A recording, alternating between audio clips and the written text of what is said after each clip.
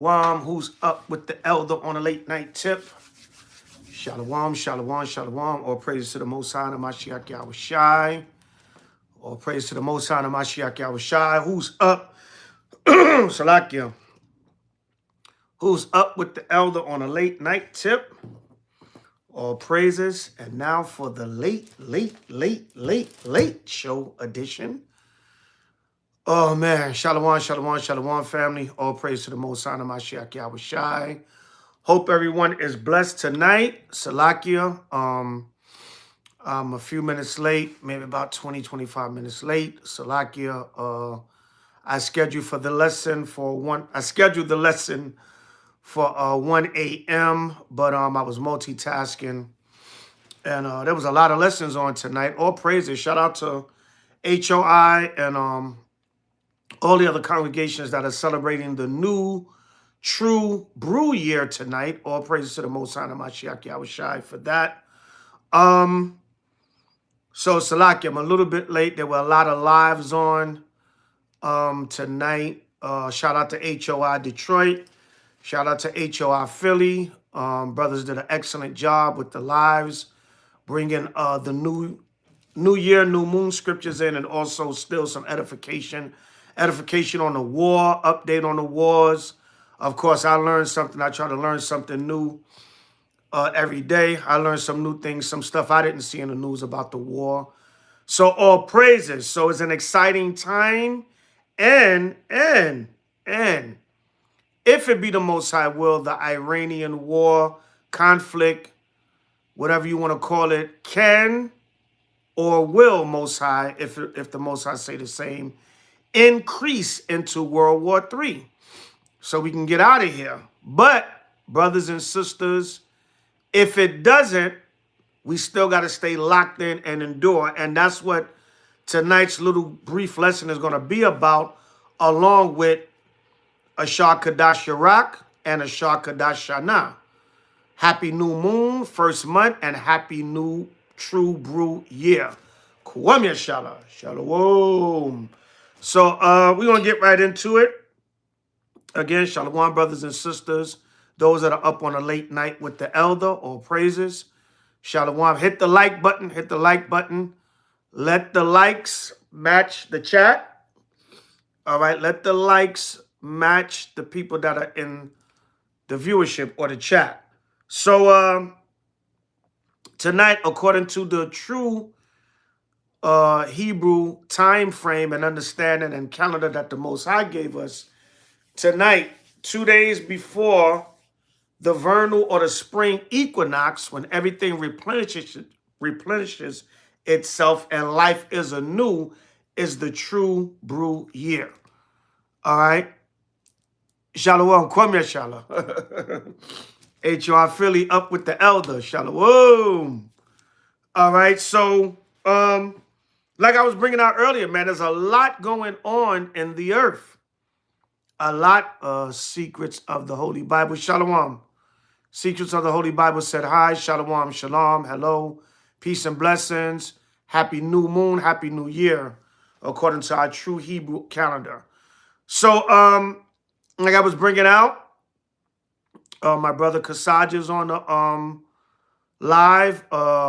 H.O.I. Detroit. Ariah, Penuel, Melchizedek, Dawadah, the brothers out there. They were on a live. Shout out to them brothers. Abner, Uzziah, all the brothers out there in H.O.I. Detroit. Brothers were bringing out a lot of the updates on the war and prophecies and things that are going on. So go to H.O.I. class, and you can go on Facebook on my page and watch H.O.I. Detroit and H.O.I. Philly class concerning a lot of updates and the news on the war, current events, and what's going on in the earth, which leads me to what I'm going to go into very briefly tonight. Israel, you got to stay locked into this truth. You have to stay locked in these last days. You know, again, Elder, I like to keep up with classes about encouragement, because one of the main things, Shalom, Ariel, Psalms 144, boxing, Shalom. That's a unique YouTube name. Psalms 144 boxing. Anybody come against you, they get knocked out. All right, that's David. Blessed be the Lord that teacheth my hands to fight. That's I'm roughly paraphrasing. Shalom Ariel 144K. Happy New Brew Year. Zeke Kid Explorer. Zeke Kid Explorer. Shalom. How you doing? SOT is in the building. Shalom. The mighty SOT is in the building. Sons of Thunder. Elon Ariel. Shalom. Ak. Atro Roberts. Shalom. Shalom, everybody. Happy New Brew Year. Rose the Young Lioness. Shalom, sis. Happy New Brew Year, family. But like I was saying, there's a lot of updates. You know, Trump is having some regrets now. Trump is having some regrets now. Trump is talking about bring the immigrants back because we don't know if the Americans or the inner city people are going to do these jobs. Right? He's begging other nations for their warships. Different things are happening, right? But as we see the day approaching, you got to stay locked in, Israel. And as we see things happening with the nation, oh, Tariq is in the building. Kwame Ashala, H.O.I, that's Tariq. Unique screen name, Mark. Oh, that's unique. That's unique Tariq screen name. Shalom King. So there's a lot going on, but what does that mean for you, Israel? You should see what's going on, and it should want to make you stay locked in. Zeke, I'm going to block you. Stop trolling. You trolling too early. The live just started. All right. So stop the trolling or I'm going to block you. Octavius Prime, we haven't seen you for about 10 years online. We don't know where you've been. No disrespect, but we've been here for the last 10 years. You probably just didn't run across the videos. But yeah, back to the fact of the matter. So as we go into a new year, we're going to show you real briefly and quick. This is the true new year according to the Bible, the scriptures. And it's not hard to understand. It's very basic and simple. Hit the like button, y'all, so it can push the algorithm, please. January, or Janus, the god of closing doors and opening doors, or endings and beginnings, or the past and the present. The ancient Roman god Janus, which is the January, which is where you get the new year in January from. That's not our true new year. They're celebrating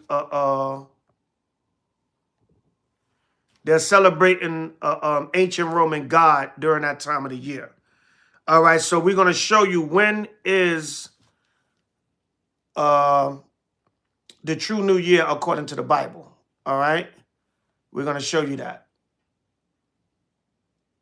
Okay, this person, hold on, let me block this person.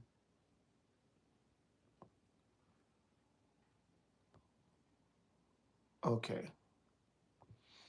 All right, Salakia, y'all, I had to block somebody.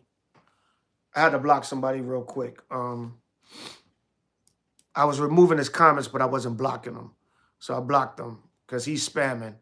But anyway, we're going to show you that the true new year, Shalom, seed of David, Israel. Block.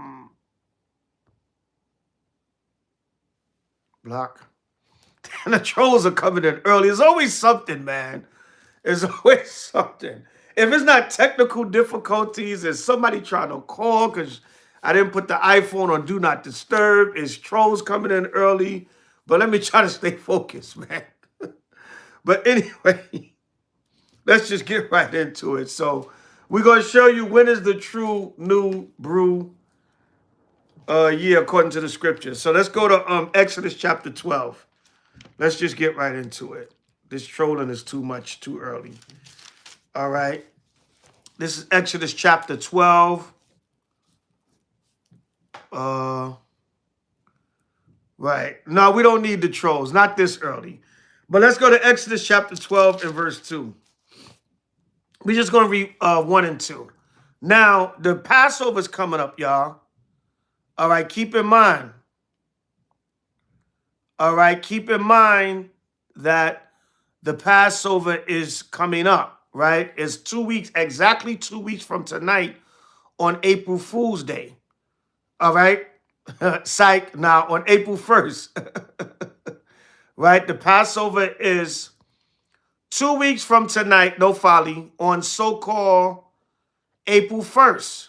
All right? With some of the history of April Fool's Day goes into how they were calling people fools that was still celebrating the new year in the spring when they had changed it to the winter. They changed it to January 1st. Some of the ancient civilizations, they were celebrating the new year on March 15th, March 25th, but it was all around the vernal or spring equinox. So then if you were still celebrating the new year during the spring, they would wait to April 1st and call you a fool because you haven't transitioned to where everybody else was keeping the new year on January 1st. Now, some scholars say that's a legend. That's one of the theories of how April Fools came about, but it does make sense, all right? But either way, the Passover this year is 2 weeks from tonight on April 1st, so-called April's Fool Day, but it's the righteous day of H.O.I, and we're going to remember the Passover, all right? What year does Amalek keep it? Keep what? I don't know what you mean by what year. I think you mean date. You probably mean date, seed of David, Israel. You probably mean what date does Amalek keep it? All right? But anyway, Exodus 12 and 1. And Yahweh spake unto Moses and Aaron in the land of Egypt, saying, This month shall be unto you the beginning of months. It shall be the first month of the year to you. So it doesn't matter. Once the Most High says that, that's it. And remember, Aaron, Moses, and all the great men of the Most High, he spoke through them, and what he told them, the instructions he gave them, that was what they were supposed to implement on the earth. And that was it.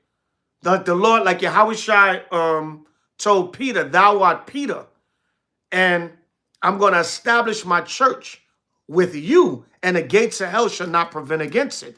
And whatsoever thou bow on earth shall be bound on earth, and whatsoever shall be bound in heaven shall be bound in heaven. So right here, the Lord has said, if there was any confusion before this time, I'm telling you when the new year is right here, right now. All right, so let's jump over to Exodus 13, 3 and 4. And Moses said unto the people, remember this day in which ye came out from Egypt, out of the house of bondage. Now, that was important. All right, that was important. Why did the Most High stress that was the new year? Because he wanted the new year to be synonymous with the Passover and vice versa. He wanted the Passover to be synonymous with the new year because that was a major event in Israelite history. And he always wanted us to know that great deliverance out of Egypt, because what? We're going to have another great deliverance out of modern Babylon, which is America. So the Lord always wanted us to remember that in the history. And he said, I want you to start off the year fresh, all right, by remembering that I brought you out of the land of Egypt during the new year. When I established the new year, when I made it official, because there's records that the new year always started in the spring, even before this time in Egypt. But the Lord said, I'm making it official now.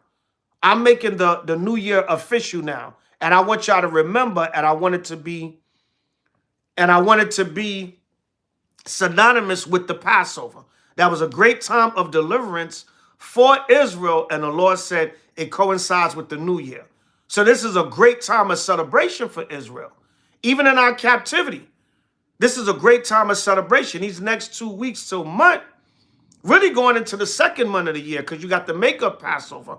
This is all a great time of celebration for the nation of Israel. All right, our new year and us being delivered out of the land of Egypt. And the Lord said, if you can't do the first Passover, then do the second Passover. That's how important this time was. When you read Numbers 9, 1 through 14, you have a makeup Passover in the second month. All right, so now reading on. It says, for by strength of hand Yahweh brought you out from this place. There shall no leavened bread be eaten. So for 7 days, from April 1st at sundown to April 8th at sundown, we eat no leaven, meaning yeast or any yeast products. Make sure they're not in your food. Start cleansing your house of yeast now. Start cleansing your spirit of the spiritual yeast and leaven that's within you. All right, reading on. This day came ye out in the month of Abib. And we've gone over this so many times over the years, but every year we're going to give you a refresher. All right? For those that are new and those that need a reminder. This is Abib in the Zondervan Compact Bible Dictionary. This is Abib. All right, we're going to read what the scholars tell you Abib is. It's not my book. Well, it's mine that I bought years ago. It's old and beat up. But that's the Zondervan Compact Bible Dictionary. You know, Elder's old school with it. I'm showing y'all old school beat up books. Not the fancy screen sharing on social media, which is nothing wrong with that. Use the word, but don't abuse it. The technology is great to help get this word out. But I'm going into old school books, Abib, right here on page 13 in the Zondervan's Compact Bible Dictionary. I had a Zondervan's Compact Bible Dictionary since I came into the truth, like the first or second month when the brothers told me about it in class and said, get one. They told me you can use any Bible dictionary for information, but that's one of the popular ones. And I always kept a copy since 1994 up until now, all praises. All right, so it reads, Abib, an ear of corn. And when you go into the root of the word Abib or Abayab in the ancient Paleo Hebrew, right? Elder, you stuck in the 18. You damn right. Some of the older books got the better information. A lot of the new stuff, they edited and took stuff out. So you damn right. The older, the better, right? But anyway, when you go into the ancient Paleo Abayab, the root word can also mean to spring forth. It means an ear of corn or to spring forth. Because what? The new year is based upon the barley season, right? Because we were agricultural people. When we planted the crops, that's why we get first fruits 7 weeks after the Passover. Because the beginning of the year was based upon the harvest season also. The spring, when everything comes back to life, when everything grows, it's common sense. All right, not when everything is dead in the middle of the winter. All right, so reading on, it says, Abib, an ear of corn, the pre-exilic name of the first month of the year, Exodus 13:4, 23:15, 34:18. After the exile, the name was changed to Nisan. It fell about the time of our March and early April. So as letting you know, the Abib, tonight starts the Abib for us, and the scholars and the historians tell you it started around modern day March or April. Shalom, OG in the building. Kwame Shalom. All right, H.O.I.N.Y.N.J. It started around our March or early April. So you're normally going to get your new moon / new year for the beginning of the year somewhere around this time during or near a little bit before, on, or after the vernal or spring equinox. All right? And like I said, we bring this out all the time, but here's a refresher. Go back to New Year and New Moon services videos that we got, and we went over this stuff before. Some years we go a little bit deeper. Some years we just touch on it and keep it moving. All right, so that's it right there. Exodus chapter 12 and 2 with Exodus 13:3 and 4. Bible dictionary, or you can look up the word Abib in any Google search, dictionary, anything is going to tell you the same thing. So the Lord established a new year right here, not man. And he gave our forefathers the wisdom, knowledge, and understanding to understand the years. Let's go to Wisdom of Solomon 7 and 15. Let's go to Wisdom of Solomon 7 and 15. All right, in the Apocrypha. Wisdom of Solomon, chapter 7, verse 15, if you got the Bible with the Apocrypha in it. All right, if you got the red Apocrypha, it's page 61. All right. Wisdom of Solomon 7. All right.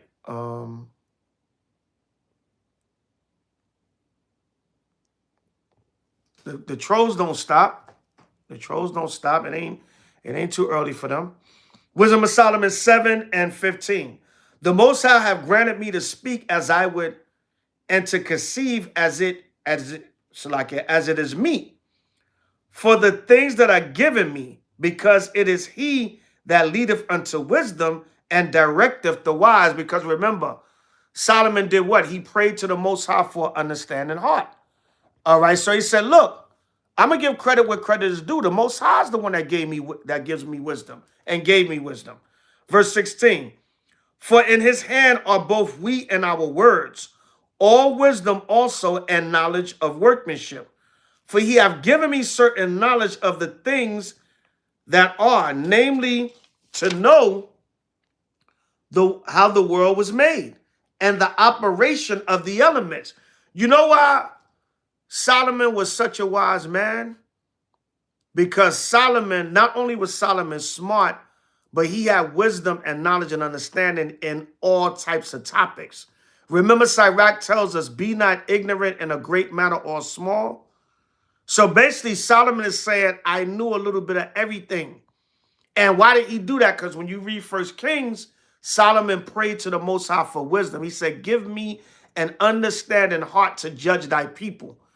And then outside that, the Most High gave him wisdom of all kinds of other things. What does the scripture say in Isaiah 33 and 6? Wisdom and knowledge are going to be the stability of our time, which is tonight's theme. Israel, we got to stay locked in. All right, we know the war is going on. We want World War III. What World War III to happen. Right? We want prophecy to happen, and it's happening. We not only do we want it, it's happening. And it's going to escalate, but you got to stay the course. You can't get disappointed if things don't happen exactly when you want them or how you want them to. Just know that prophecy is always happening. The time frame is up to the Most High. We're not on our time. We're on the Most High's time. But we do pray to him to hasten the time. But what do you have to do in the meantime? You're hunting. Yeah, you're right. Endure. Right? You have to endure in the meantime. And that's the encouragement I want to put in Israel. We must stay locked into this truth. All right? So it says, the beginning, ending, and midst of time. Solomon said, I understood about times. So if Solomon understood the beginning, ending, and midst of times, he definitely understood years. All right? He said, the alterations of the turning of the sun and the change of seasons. Because the seasons deal with the year also. You have 4 seasons in a year. That's how you know what time of year it is. All right? When you see winter, you know that the year is dying down. See, winter is a form of, winter is connected with the new year because it's the ending of the year. But the actual new year is in the spring. All right? Shalom, shalom, shalom, family. Shalom, everybody that's coming in. All right? So winter is connected with the new year because it's the ending of the year. It's actually leading in, it's the last season of the year. Because then you go into spring, which is the first season of the year. So there is a connection, but what the Romans did is they changed, because the Romans used to be on a 10-month system. And actually, when you check it out, ancient Rome, they used to celebrate the new year in the spring. They used to celebrate the new year around March 5th, between March 15th and March 25th, when you look at the history. But then it was going, the 10-month system that they had, it was going against, it wasn't aligning with nature and different things of that nature. So they added to 2 months and they changed the new year to January 1st. But at one time, yeah, it tell you that in Daniel, Esau would think to change times and laws, Daniel 7. All right, but when you check it out, even the Romans, they had the new year in the spring. They had the new year in March, around the vernal or spring equinox, between March 15th and March 25th. All right, so reading on, it says, the circuits of years and the positions of stars. See, Solomon said, I knew the circuits or the circle or the completion or the cycle of the year. So Solomon understood that. The nature of living creatures and the furies of wild beasts, the violence of winds, like last night, man. We had a little miniature storm last night. I was at my house, man, in South Jersey, and all this wind came, stuff started blowing down in the kitchen, and I looked out the backyard, a patio door, and all this, it looked, I was like, damn, the Most High is angry. Some kind of judgment or something is about to happen. It reminded me of 9/11. I haven't seen rain and wind like that since line of let. It was a strong rain and wind, right? So Solomon said he knows the violence of winds. Don't you know wind can cause violence? Right? Wind can blow trees down and smash and crush people. If you outside, the wind can blow you. The wind can blow your damn house away. I was like, damn, Lord, Elizabeth is the big one. Lord, have mercy, because the wind was no joke. That's the spirit, because I just witnessed it. No cap. I witnessed that last night. And then a brother hit me up from the southern states and was like, Elder, that's how you know it's all the spirit. Because the brother was like, did you feel that storm? Did you see that storm, Elder? I said, yeah, it was a crazy rainstorm last night. And some of the other states got it worse. That's the Most High. That's the violence of the winds. And Solomon said he understood that. And the reasonings of men, the diversities of plants and the virtues of roots, the herbs and the different things the Most High gave for eating and medicine out of the earth. And all such things as either secret or manifest, them I know. So like I said, this links up with be not ignorant in a great matter or small. But the main thing is Solomon understood the circuits of, or the cycle of years. So he understood about the true new year and the time and everything also. All right. So in our understanding, we got to be brought back to how the Most High deals with the new year. Let's go to Psalms, or what time frame is the proper new year? Salakia. Let's go to the book of Psalms. Let me see what I want. Yeah, because we got to understand. All right, matter of fact, before I get that, let's go to Daniel. Let's go to Daniel 2. We'll go back to Psalms, but I just thought of this one. This came to me in the spirit. Daniel 2 and 20. We're going to start at 20. Daniel chapter 2, verse 20.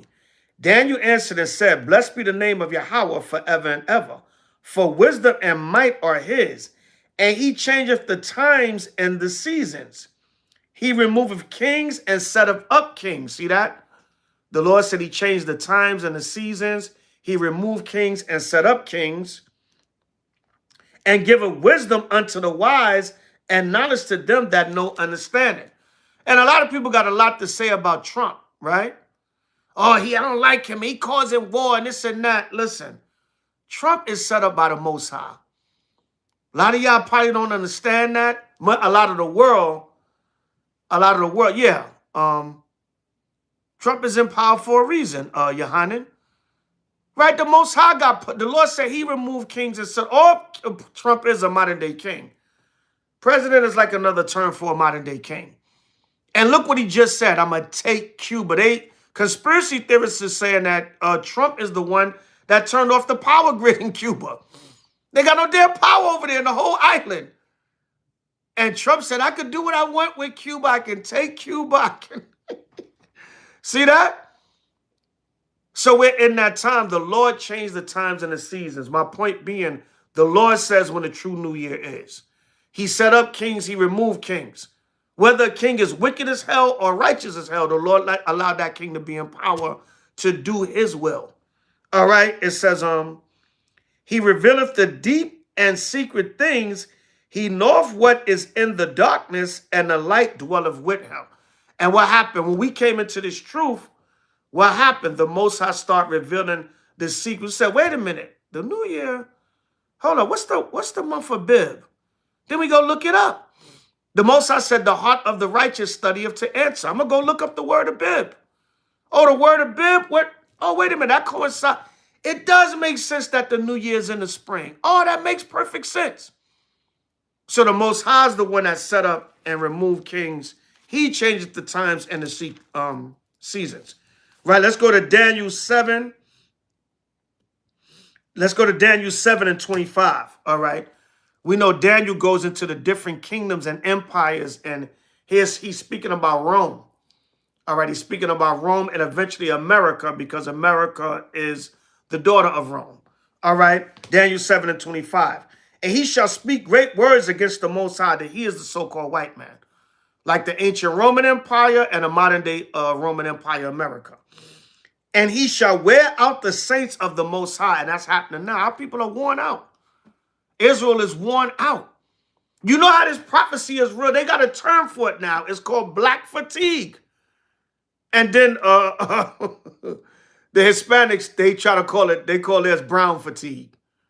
But they call it black and brown fatigue. But it's mainly known among so-called African Americans, black fatigue. Our people are tired. All right. And when Daniel said this, you got to understand, a lot of scriptures have multiple meaning. All right. A lot of scriptures have multiple meaning, right? It says, and he shall speak great words against the Most High. What did Trump say? Trump said, I know I'm not going to heaven. Basically, he was telling you he know he's the devil. Y'all remember Trump said that? Give me a con 777. Trump said, I know I'm not going to heaven. I know I'm not going to heaven. I know I'm the damn devil that the Bible speaks of, and I'm going to let God use me as the devil that I am. All right? Clues 2, 3. Nobody's talking about that right now. What are you talking about? Right? What are you talking about, Clues? No disrespect. A lot of y'all come on here and y'all stupid. Something's wrong with y'all? Y'all talk about stuff that has nothing to do with the topic that we're on. We're not talking about Jew or Greek right now, and you don't understand that scripture. All right, so stay on topic. Don't come on here and get stupid with your trolling. All right, that's stupid behavior. You don't come on here and talk about what we're talking about, or say, hey, later on I have a question. I'm confused, or what's your take on a Jew and Greek scripture in Romans? That has nothing to do with what we're talking about. We're talking about the new year and prophecy. All right, Salakia, y'all. Sometimes you got to call a spade a spade.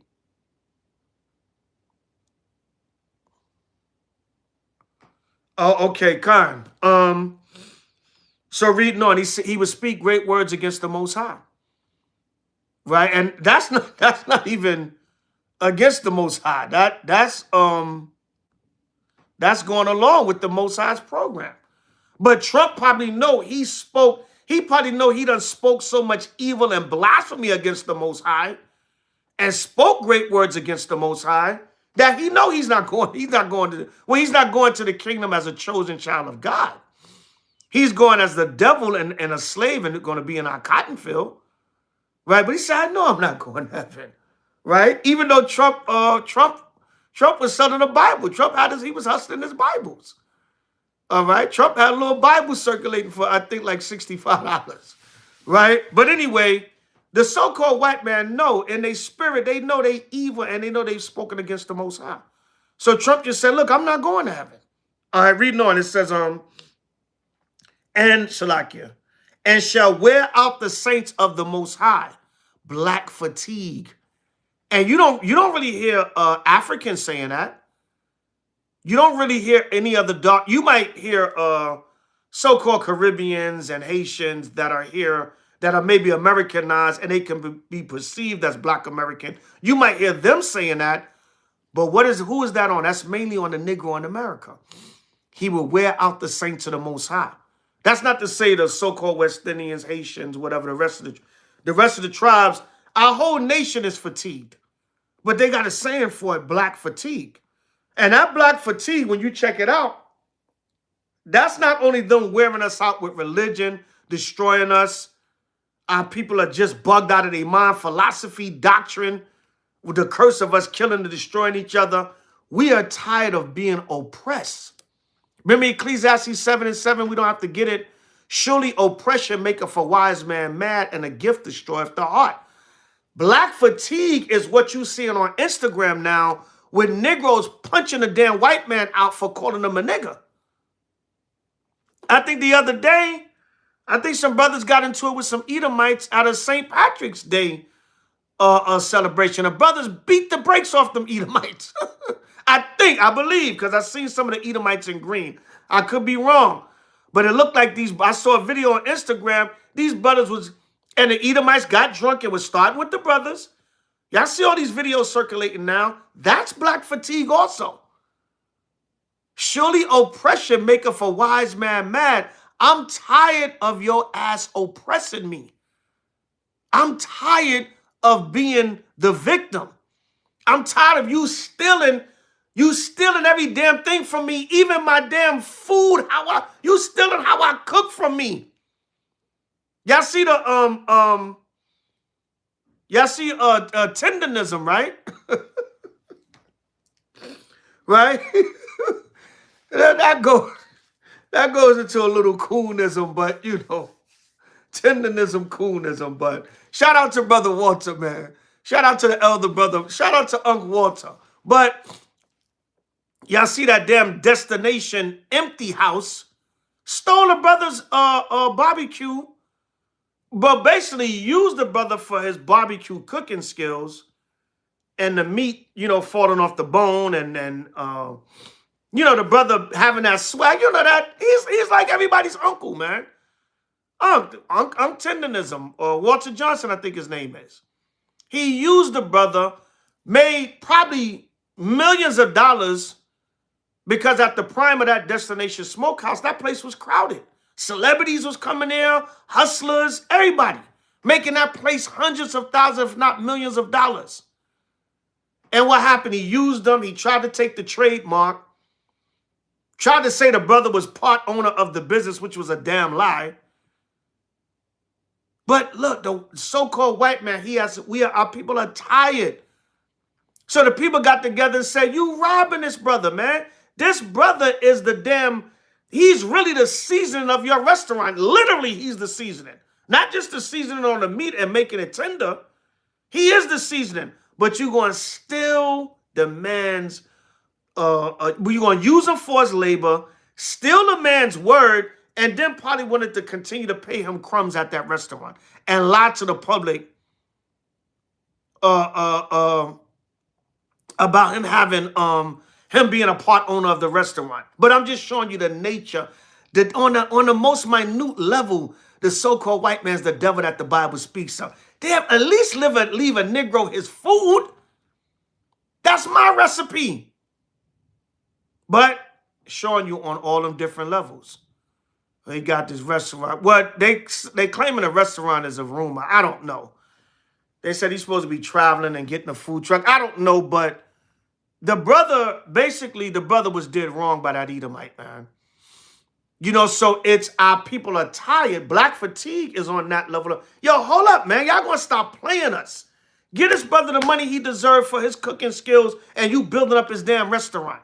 That's that black fatigue too. And you know what's that's gonna lead to? Race wars. So the black fatigue is not just wearing out our people, destroying us, it's also Negroes getting tired of the oppression, and they're going to start rising up.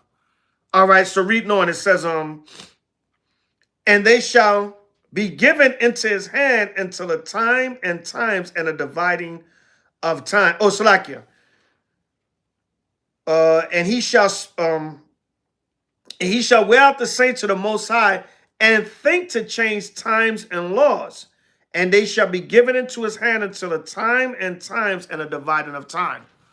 So like I said, I think it was 153 BC. The Romans changed they changed the new year to January 1st. That was for administrative and military purposes. Y'all can look all this stuff up. The origins of the January New Year and all that. It's all this information is out there.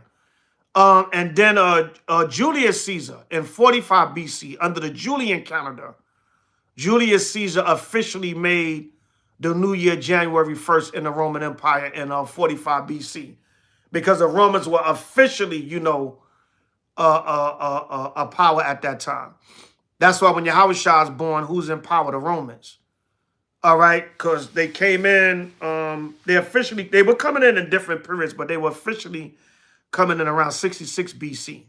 But 45 BC, Julius Caesar made the new year officially January 1st. Then when you go back to ancient Babylon, the Sumerians, when you go back, see, this was before Exodus 2, to show you that the new year was originally in the spring, which makes sense. When you go back to the ancient Babylonians, the Sumerians, they had a festival called Akitu. Look that up. Akitu.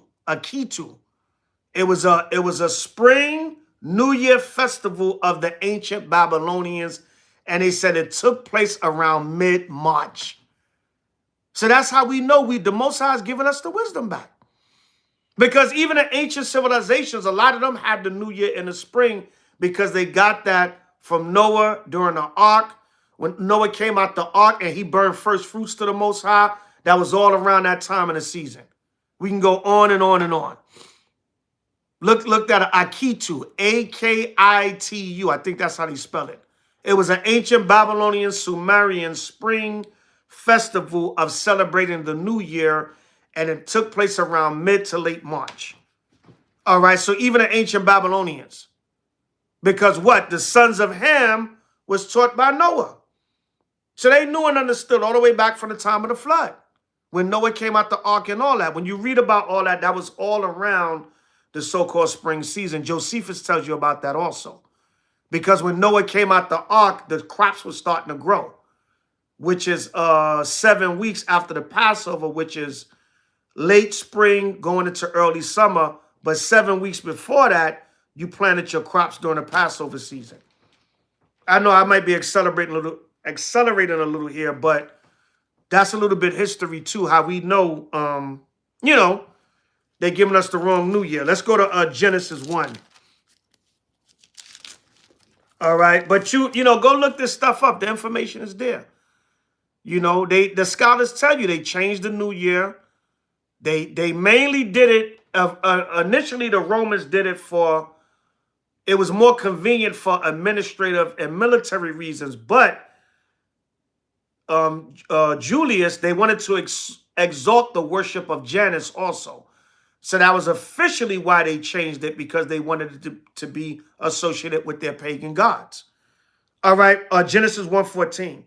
And Yahweh said, let there be lights in the firmament of the heaven to divide the day from the night. And let them be for signs and for seasons and for days and years. So the Most High been set up the order of the true year from the beginning. That's why you have seasons, moons, things of that nature. You have a 12-month cycle. Now with the Gregorian calendar and the Julian calendar, you had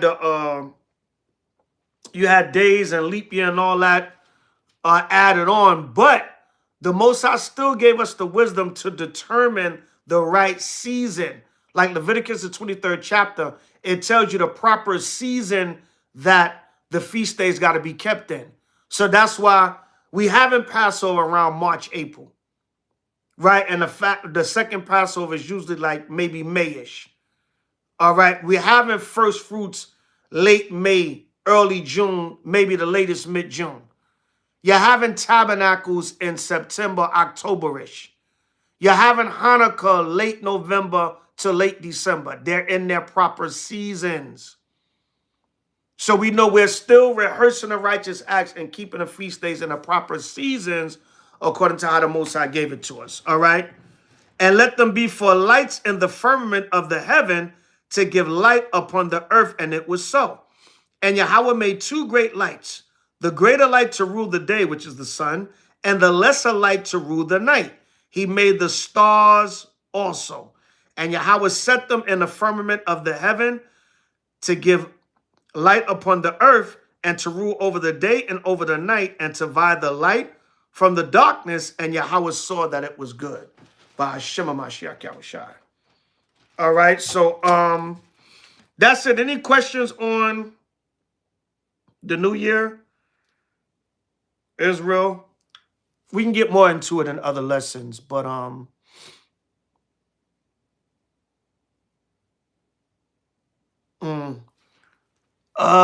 David Nino, sir, please do not come on here and be stupid. You're being stupid right now. You know why I say that? Because you're making a comment that has nothing to do with what we're talking about. So David Nino, 8011, you're being stupid right now. I gotta get harsh, y'all, because these people, these people don't have comprehension. You're talking about something that has nothing to do with what we're speaking about right now. Now back to our regular scheduled programming. Now, so basically, all you got to do, the new year, to know when the true new year is according to the Bible, 3 steps. Basic, simple. Everything else I just gave y'all is a little extra. All right. Exodus 12, 1 and 2. Exodus 13, 3 and 4. And you look up the word Abib. That's it. And Abib is synonymous with what? The New Year and the Passover. Let's read this one also. Deuteronomy 16 and 1. Deuteronomy 16 and 1. All right, yeah, David, Nino, do yourself a favor. Good night. All right, if you're stupid and you don't know how to comprehend and talk and speak on the topic that we're speaking about, or can I ask a question later when you finish your point? Then good night. All right, do yourself a favor. That's the smartest thing you said out of all your comments. We're not talking about St. Patrick's Day right now, Benjo 8078. We're not in Q&A. We're not in question and answer mode right now. Unless you're asking about the new year or the new moon, and we were talking on prophecy a little bit, that's not what we're talking about right now. All right, so now, Deuteronomy 16 and 1. Deuteronomy chapter 16 and verse 1.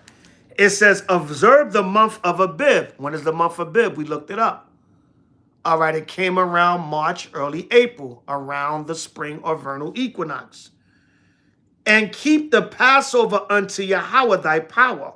For in the month of Abib, Yahweh thy power, the Lord thy God, brought thee forth out of Egypt by night. So that's what the Lord was stressing.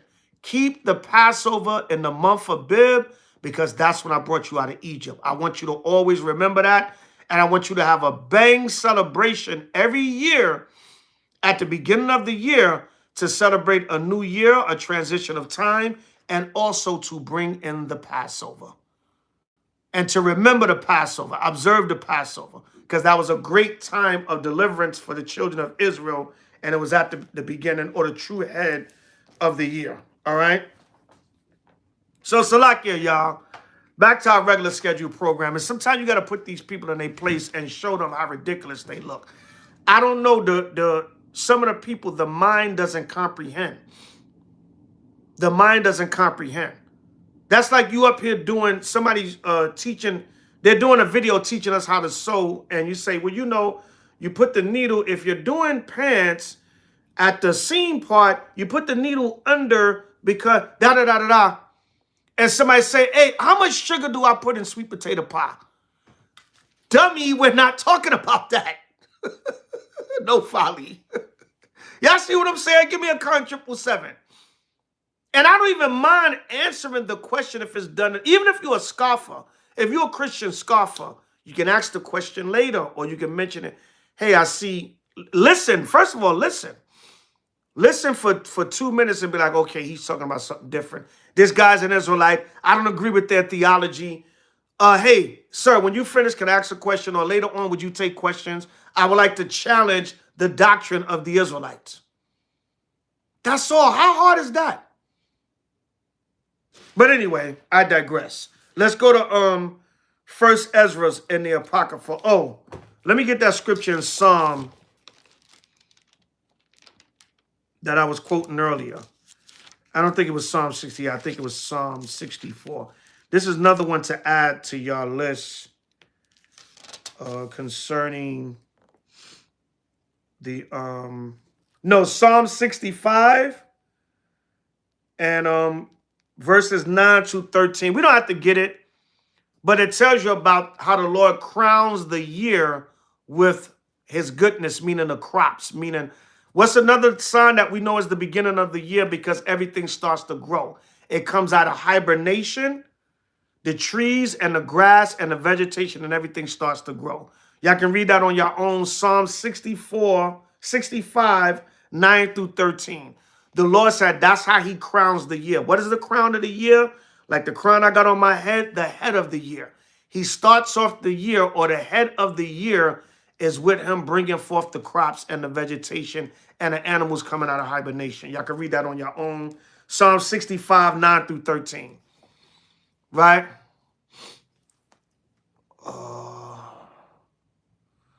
Okay, David Nino, you're getting out of here.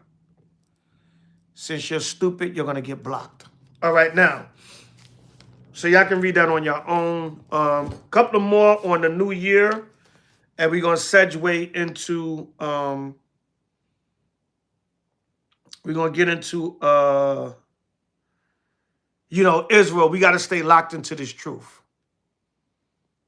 All right, Israel, we have to stay locked into this truth in these last days. All right, so let's go to 1 Ezra 9. We're going to show you that the new year is about transitioning and new beginnings also. All right? It's about refreshing your spirit. It's about repenting from sin. It's about having a newness of mind. All right? It's about making things right with fellow brothers and sisters. Just like the Day of Atonement, it's that time also. That's why you see sifting. A lot of people say there's a lot of sifting during Passover season. I hear a lot of Israel say that, but you also got to remember it's a new year. It's a lot of sifting during New Year and Passover season. But that's true because in the spirit, if you've been in this truth over a while, you see the Most High moves around major feast days, especially the Passover. Remember, the death angel came over Egypt during the Passover. Egypt got hit with all those plagues. Israel got delivered out of Egypt. So a lot of major stuff happened during these feast days also. All right. First Ezra 9 and 1. Then Ezra, rising from the court of the temple, went to the chamber of Johanan, the son of Elisab. So what happened? Israel came out of the Babylonian captivity and was reestablishing ourselves back in Jerusalem due to the freedoms we were given from the Persians. All right. So we were setting ourselves back up, rebuilding the temple and getting back organized as a nation. All right. Verse 2, and remained there and did eat no meat nor drink water, mourning for the great iniquities of the multitude.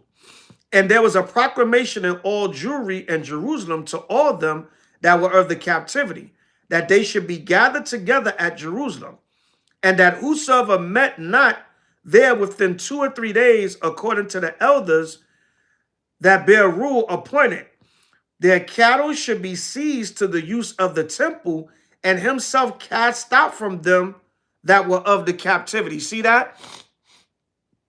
And I show you, and not only just because I'm an elder, so nobody gets simple, but that show you the elders demanded their respect back then. R-E-S-P-E-C-T. Find out what it means to me. The elders demanded, they said, listen, we told everybody to gather together so we can have counsel and get rid of this wickedness amongst the body of Israel. So if you don't come within 2 to 3 days, guess what? We're going to seize your cattle and we're going to cast you out. Check that out. That was gangster. They said, no, we're going to take your cattle and you're going to be cast out. Go somewhere else. You can't be amongst us. The elders demanded that respect. We need to get back to that in these last days. Nowadays, people just, ain't no man over me. Only H.O.I is over me. Nobody tell me what to do. I'm an individual. That's why I ain't in these camps. You know why you hear that a lot of times? Because niggas are rebellious. That's why you hear a lot of times. Now, I'm not saying if you had a bad experience in a camp or you're cautious about camps or whatever, or you're waiting for the Spirit to guide you. But a lot of you say, I don't deal with these kids. You know where I hear that a lot? I hear that a lot from these women. These women, they reach out for counseling. And sis, I really don't want to talk to you. Get your husband or whatever man you was with involved. Oh, he said he don't deal with camps and elders because camps are off. But what? He beating you. He taking your money. And I know before anybody gets simple, these women be lying. No, these are situations that I know of that are real. And a lot of times the brothers and the sisters sometimes, I'm going to be fair, because sometimes brothers came to me. And I'm like, Ak, are you in a camp? No, I'm not in no camp. Well, you and your wife got to come to counsel, brother, because I can hear you out. But in all fairness, I got to hear her out too, just to be fair. Sis, I can hear you out. If you being abused in a nation by a brother, no, that's something should be done about that. But I can't just hear you. I got to hear, you got to bring forth, well, he don't want to go to counsel because he don't want, he said he ain't under no camps and no elders. Well, I can't help you, sis. Now, if you lying on a brother and just saying that because you don't want your dirt to come out, either way. Y'all don't want no eldership, so your situation can't be helped. And you got a lot of that going on. So we gotta command that respect back. Everybody's, I ain't under no man. Not everybody, but y'all know what I mean. You got a lot of this, I ain't under no man. That's why I ain't in no camp. No man tell me what to do. Only H.O.I could check me. I don't submit to man. I don't submit to no elder. I submit to the Most High. That proud spirit. But you submit to the white man every damn day. All right, reading on. But these elders commanded that respect. They said, look, we trying to get the nation together. Anybody that ain't trying to get it together, get out of here. And we taking your cattle. Salakia. And we taking your cattle. You don't want to get it together? We going to take your cattle and we casting you, Salakia. We casting you the hell up out of here. Salakia, I'm a little under the weather. This weather is bipolar. To quote my brother Kasaja, 1 minute is 80 degrees, the next minute is damn 20 degrees with snow and wind chill factor. But anyway, no folly. So our elders commanded respect. Verse 5. And in 3 days were all they of the tribe of Judah and Benjamin gathered together at Jerusalem the 20th day of the 9th month. And all the multitude sat trembling in the broad court of the temple because of the present foul weather. So now this was the winter months. See that? Remember I said earlier, the winter months, it is part of the new year because it's the ending of the old year. Now, wouldn't it make sense that something is old when it's dead, cold, dry? It's old. It's like a plant. Right? When a plant dies, what? It withers, it gets dry, it gets old. There's no life to it. That's how the winter season is. Even though we live in the winter season, but the season itself has that kind of dormant spirit. All right, so reading on, it says, so Ezra arose up, verse 7. So Ezra arose up and said unto them, ye have transgressed the law in marrying strange wives, thereby to increase the sins of Israel. And now by confessing, give glory unto the Lord power Yahweh, our fathers, of our fathers, and do his will and separate yourselves from the heathen of the land and from the strange women. See that? Women that are of other nations are considered heathens and strangers to Israelites. And Ezra said, according to the law, you are to put them away. There were certain examples and exceptions allowed by the Most High, but overall the law is we don't deal with women of the other nations.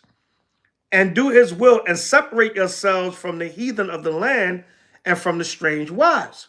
Verse 10, first Ezra 9, that was 9 and 9, this is 10 now. Then cried the whole multitude and said with a loud voice, like as thou hast spoken, so will we do. But for as much as the people are many, and it is foul weather, meaning it was winter, it was cold.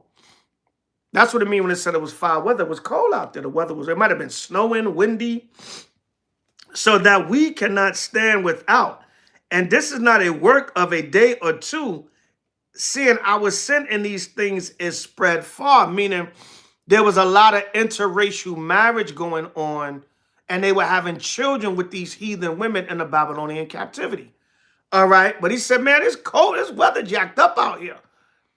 And it's not something we can do in a day or two. Can we come back and do this another time? All right. You know, Negroes, man, it's cold out here, man. Damn, let's do this when it warm up. All right. Verse 12. Therefore, let the rulers of the multitude,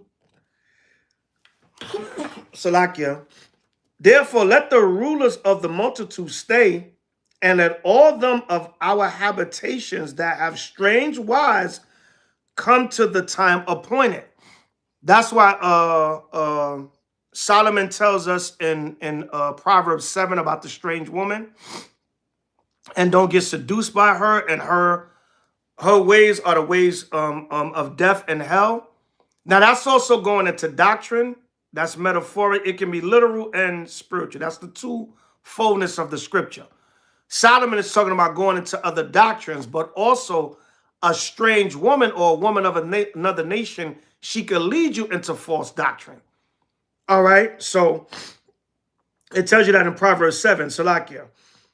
And with them the rulers and judges of every place, till we turn away the wrath of the Lord from us for this matter.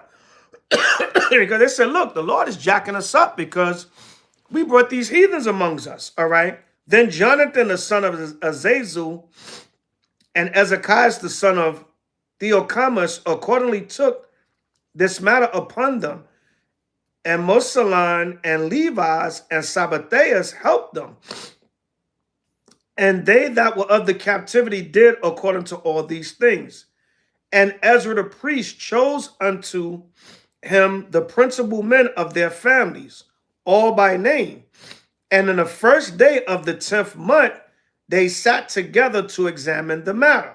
Verse 17. So their cause that held strange wives was brought to an end in the first day of the first month.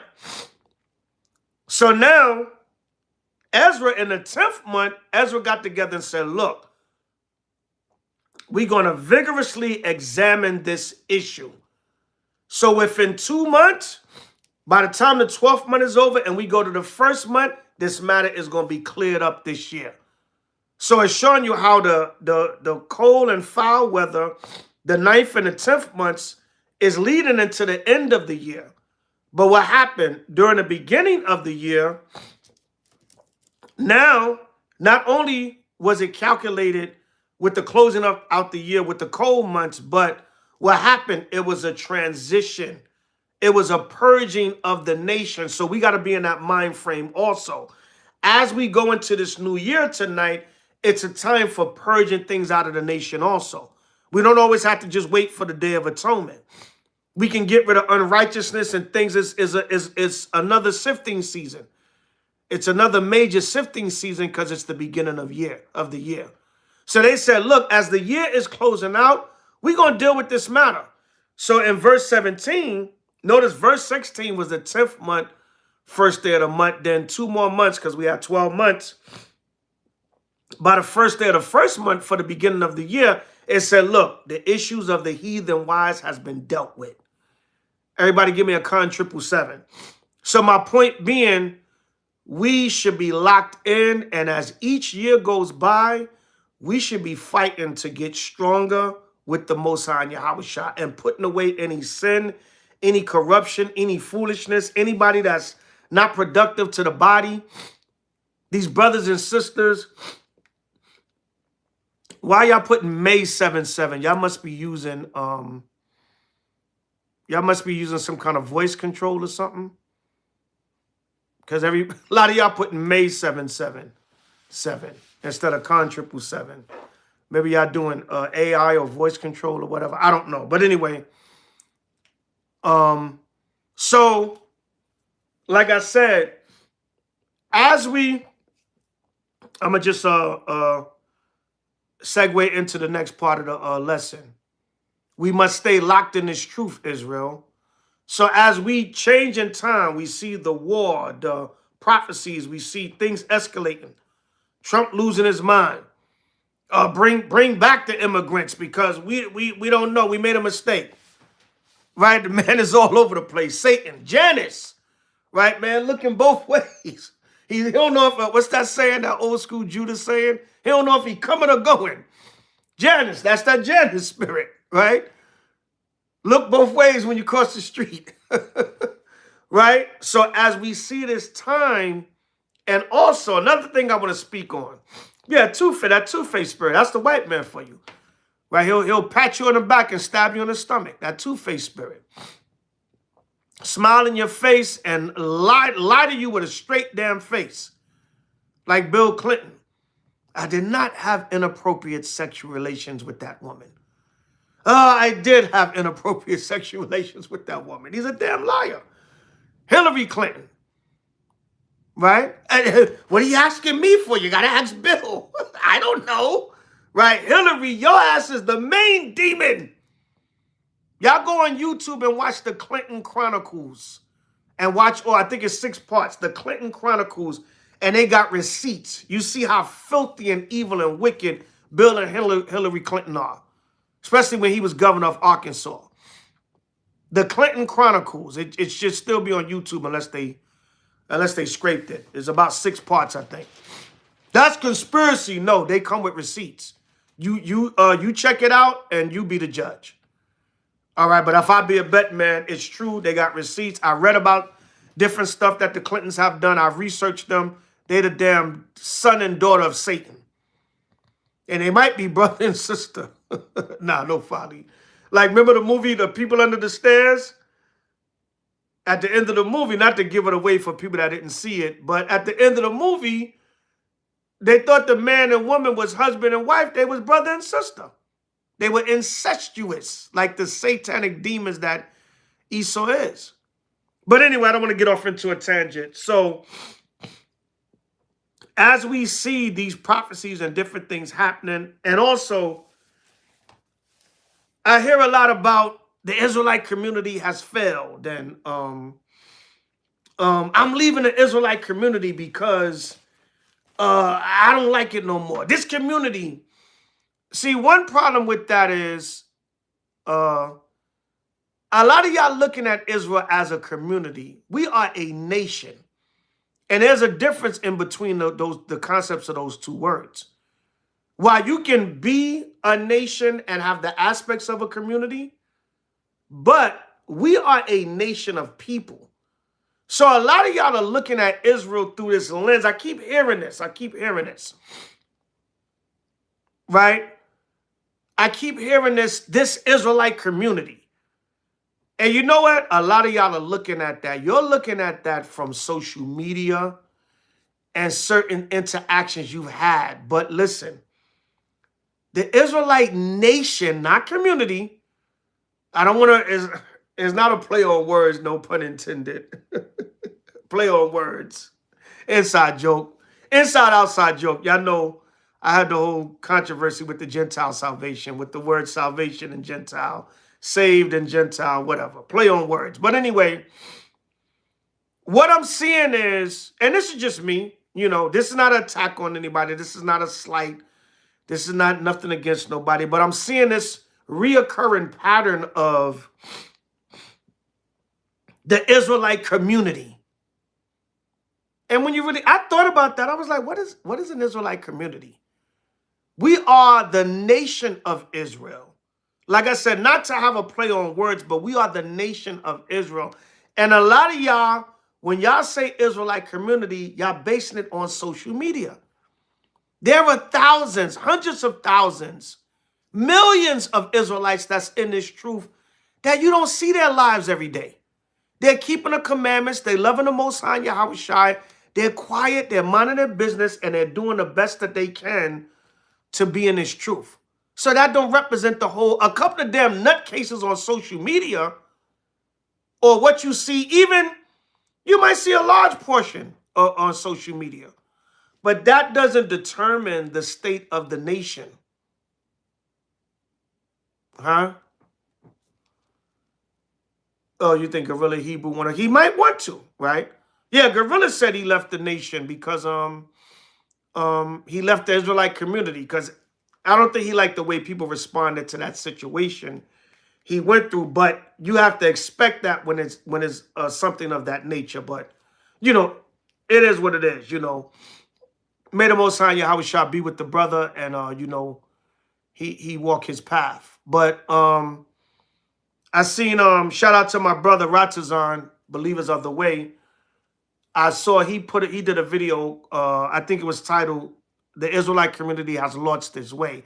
I didn't get a chance to see it, but shout out to my brother Ratazan. I got to see where he's coming from. But I see not just, those are just two examples of brothers that are well known in the nation. But I see this saying a lot. This community thing, Israelite community, Israelite community, Israelite community. All right. And you can walk away from the Israelite community, but you can't walk away from being an Israelite as your nation. Certain aspects of the Israelite community might have lost their way, but the nation haven't lost their way. All right. So this whole community thing, and like I said, this is not a knock, this is not a slight. You know, shout out to my brothers, shout out to my sisters. I see sisters posting all the time, I'm done with this Israelite community. All right. But you need to just be done with certain people and aspects of the Israelite community. You can never be done with the Israelite nation because that's who you are and that's what you're a part of, whether you want to be or not. All right. So let's go to, we got to strive for this truth unto death. So this is the truth, and this is the Israelite nation, all right? This is not a social media Israelite community, and that's what I believe people's perception is on. Because when you go, what about camps that you might see their leaders on social media, you might see their teachers, but you don't know every brother and sister in that camp behind the scenes and their life? Yes, things happen in camps, don't get me wrong. I know some stuff behind the scenes, but then I know a lot of beautiful brothers and sisters behind the scenes. All right, so let's not get this blanket thing like the community of Israel is just, you know, and this is just for encouragement. Let's go to 2 Samuel 7:23. Everybody understand where I'm coming from? The elder, I'm not going off, am I? I'm just really looking at it from a different angle, that's all. And I want Israel to understand that, you know, this is really encouragement, and don't get discouraged because of all this stuff that's being said about the Israelite community. That's what this is about. This is just motivation to those that might be looking and be like, yeah, I'm sick of this community, you know, or whatever. But shout out to my brothers, you know, and my sisters, but just be encouraged. 2 Samuel 7:23. And what one nation in the earth is like thy people. See, it's all you gotta think as a nation and as a people. And even if you see stuff going off in a community, let me ask y'all on the comment board. If we see people going off in the Israelite community, nation, whatever, we see things, whatever the case may be, what are we supposed to do? Let me see who's thinking. Let me see who's thinking. Anybody? I'll give y'all a minute or so to put a comment up.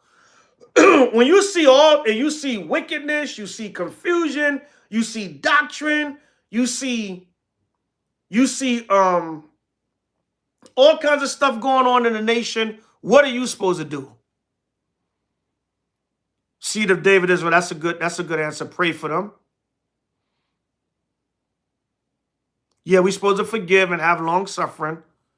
Mind our business and pray for them. Pray for them. Y'all all right, but I'm looking for something else. Is the simplest answer you could think of. Anybody? Rebuke, yeah, we can also. Rebuke is good. Let me finish 2 Samuel. I'm gonna read the scripture. That'll give y'all time to maybe come up with the answer that I'm looking for, although all those answers are right and good.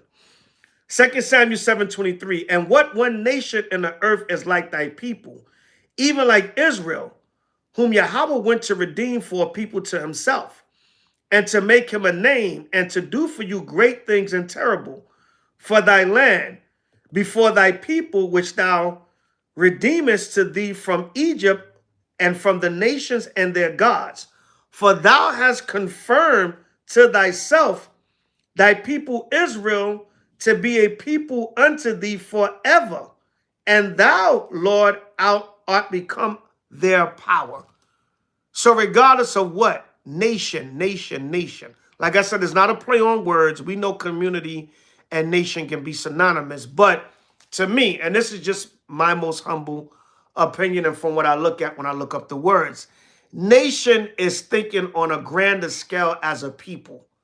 Community is just certain sections that you see of things that's happening in the nation, but that's not reflection of everybody. Be sober and vigilant, abstain. Y'all all right. Y'all all right. All of y'all answers are right. But here's what we're supposed to do also. The topic tonight, stay locked into this truth. Con? Because somebody else go off, no matter what the hell's going on in the Israelite community, you still keep the commandments, endure, do the work, and you be that righteous example. You be that righteous example so you don't be part of the people that's being talked about that's off. Wait a minute, hold up. All them Israelites they ain't like that. You got a lot of them brothers and sisters that are in the spirit and they move according to Yahweh Shai. That's what we supposed to do. Everybody understand? Con 777? The Israelite community is off. They've lost their way. They're this, that. But you still continue to keep the commandments, do the work, endure, so you could be that righteous light to shine outside of the Israelites that's going off.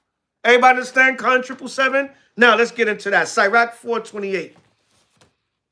I don't got a handful of scriptures. Sirach 4:28. And the Spirit moved me to speak on this because I don't want this woe is the Israelite nation thing. Yeah, we got a lot of bad apples in a bunch. But like my brother Kasaja tonight, I'm changing the saying. I'm changing the saying. Right? One monkey can stop the show. And all them bad apples, they ain't spawning a bunch, goddammit.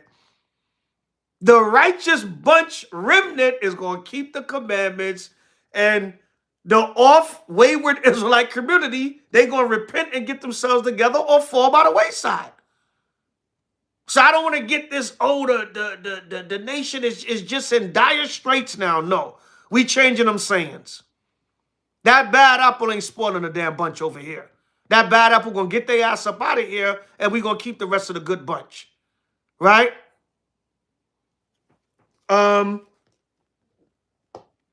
we at? Yes, Sirach. Let's go to Sirach 4:28, and I'm going to link that up. Sirach chapter 4 and verse 28.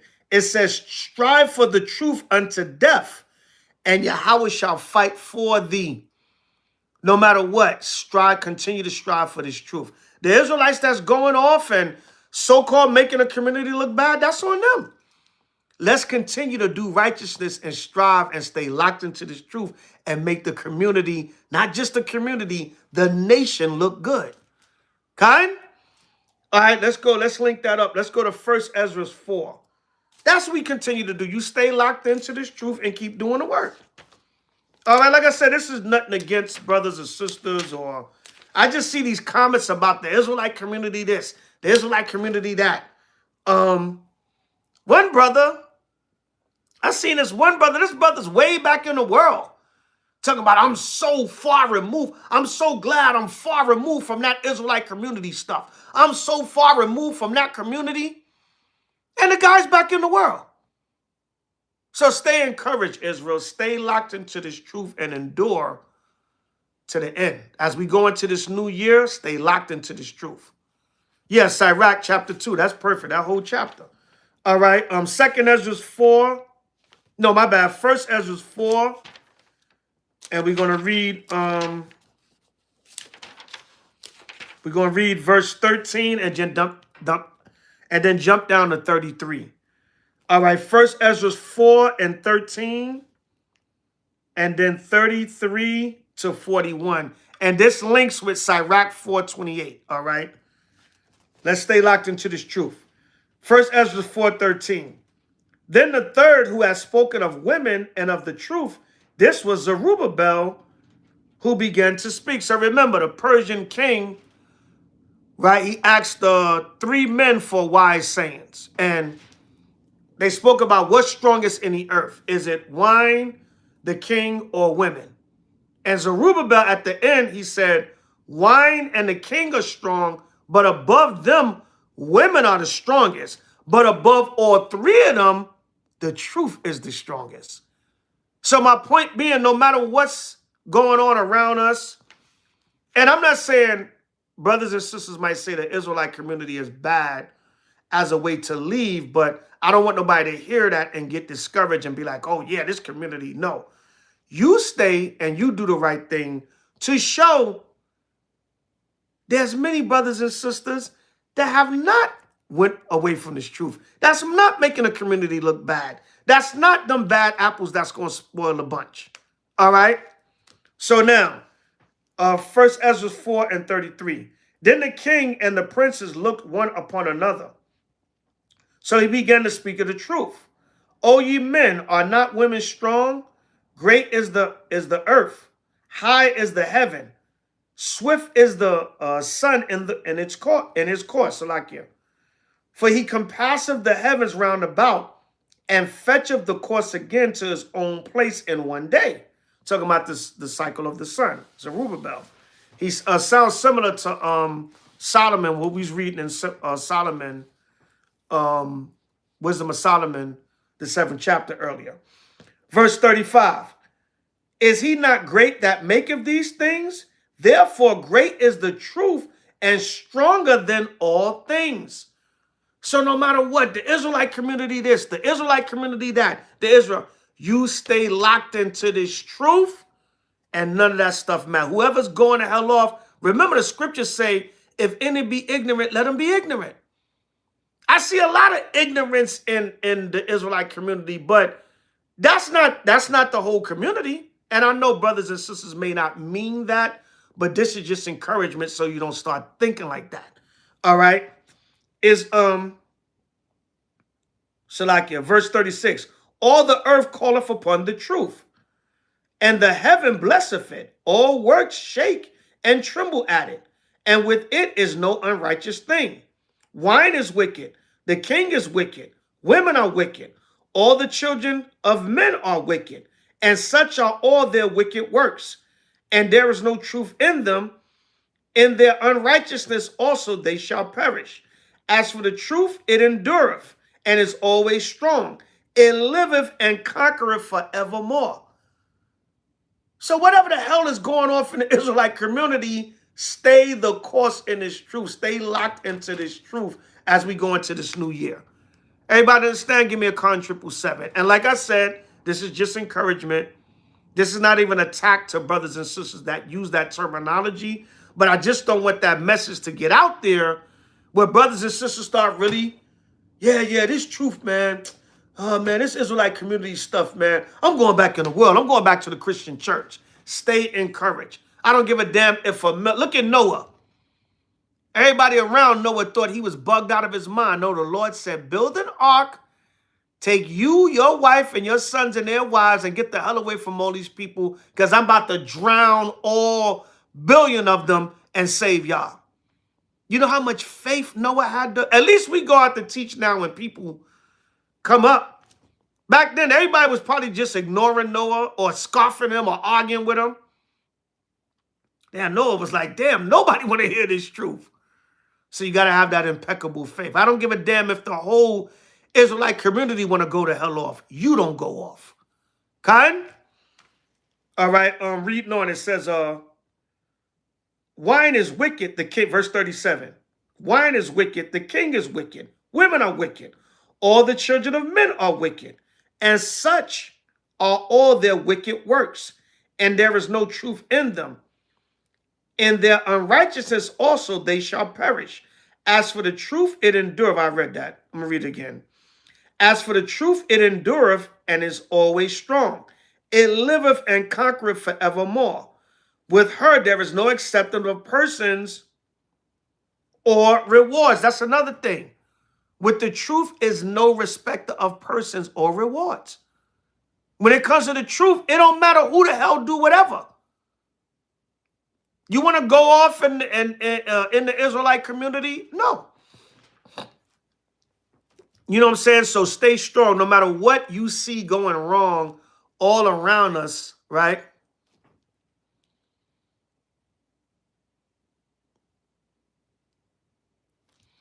Oh, I don't know what you're talking about. Elders for Israel. I have no idea what you're talking about. Yeah, look at Job. Look at what Job went through. Elders for Israel, and they say they have monetary benefits for us to put our communities back together. They say they owe us. I have no idea what you're talking about. I don't know who the us is. Who owes us $14 trillion? But anyway, we're not speaking about that. Reading on, it says verse 39. With her, there is no accepting of persons or rewards. So it don't matter who the hell's going off in Israel. It don't matter who in the community is, with the truth, it no accepting of persons.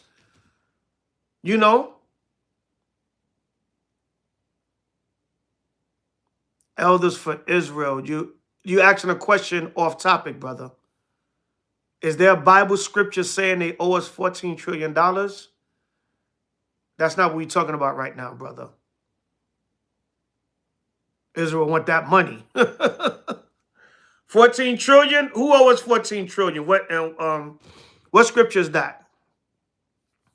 Thou owest the Israelites 14 trillion. Thou must pay us before Trump blows up the world. What scripture is that? Nah, Salakia, no folly, brother, but that question came with like the wind, brother. Who owes us 14 trillion? They owe us everything, like Yohanan said. I guess the us is the white man, America. But they owe us every damn thing. They owe us their blood. All right, but anyway, let's stay on topic. Anyway, reading on. Verse 39, 1 Ezra 4:39. Where her there is no accepting of persons or rewards, but she doeth the things that are just and refraineth from all unjust and wicked things. And all men do well like of her works. Neither in her judgment is any unrighteousness. So we see things going off in the nation. We judge it in righteousness and we keep it moving. All right. Shalakia.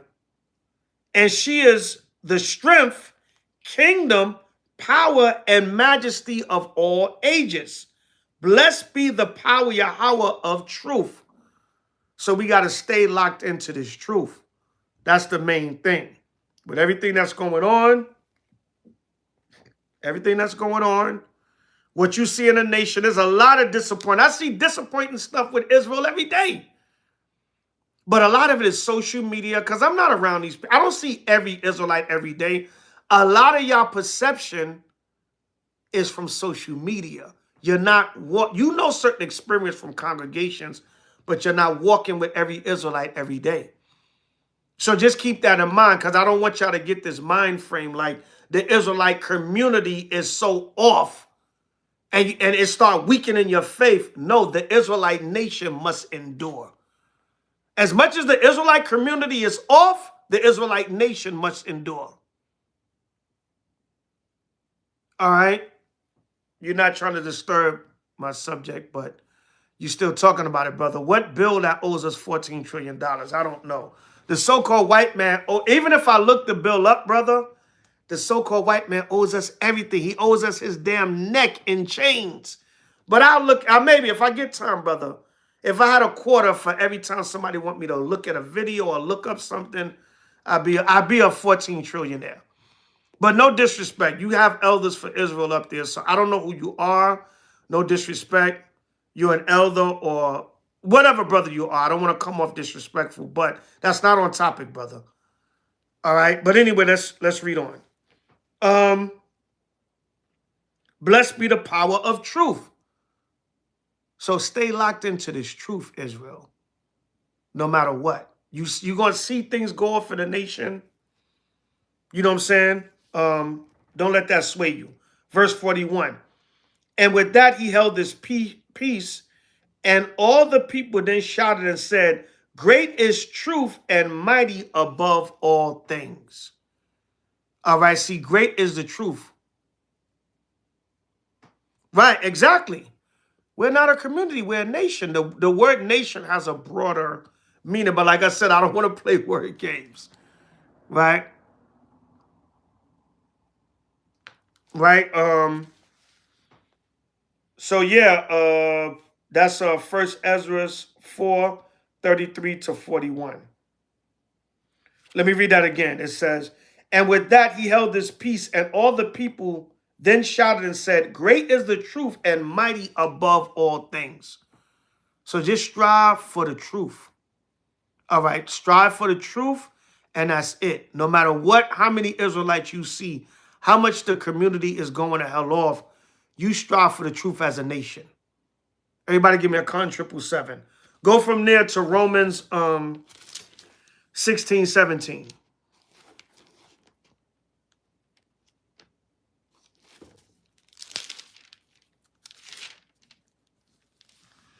All right. Because certain of our brothers and sisters have fell off, but we just went over the class. We was talking about Romans 11. The Most High said, even at this present time, there's a remnant according to the election of grace. All right. So we're more than a community. We're a nation. All right. Romans 16:17. Now beseech you, brethren, mark them which cause divisions and offenses contrary to the doctrine which ye have learned, and avoid them. Just for certain Israelites, y'all said it best earlier, pray for them and keep it moving. They going to hell off. They coming with strange doctrines. They got the anti-brotherhood, sisterhood, nationhood doctrine. Just avoid them. That's all. But that's not indicative of the whole nation, or, the Israelite community is so off. No. It's certain brothers and sisters in this nation and in this community, just like any nation. All right, but you still do what you got to do and keep these commandments and stay locked into this truth and endure. Brother, sister, going to hell off in the community or in the nation, you avoid them. Arms distance, you pray for them, you try to reason with them if you can and bring them back in the spirit, but you leave them alone. And that's not always intricate doctrine. Some people got the doctrine of hating their fellow brother or sister. You got a lot of Israelites in the community, in the nation, that hate each other. Avoid them. Pray for them and avoid them. And you keep doing the right thing and make sure you don't have that hatred in your heart, and you be the righteous example for this nation. All right? So, 18. For they that are such serve not our Lord Hamashiach Yahushai, but their own belly.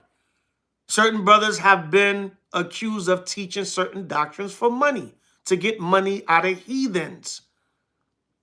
Hey, I don't know. I haven't seen a heathen hand these brothers a check or a donation, but yeah, you avoid them. You know what I'm saying? You making filthy lucre of the gospel. I don't know, but if that's the case, you avoid. If you know that, have receipts and proof, then you avoid brothers and sisters like that. All right, it says they don't serve the nation, they serve their own belly and mind. So guess what? You look at them, and that's an example of how not to be, and you avoid them. Pray for them. May the Most High take that spirit on them and off them, and they can repent, and you avoid them. But you do the right thing to be that righteous example. All right? And by good words and fair speeches, deceive the hearts of the simple.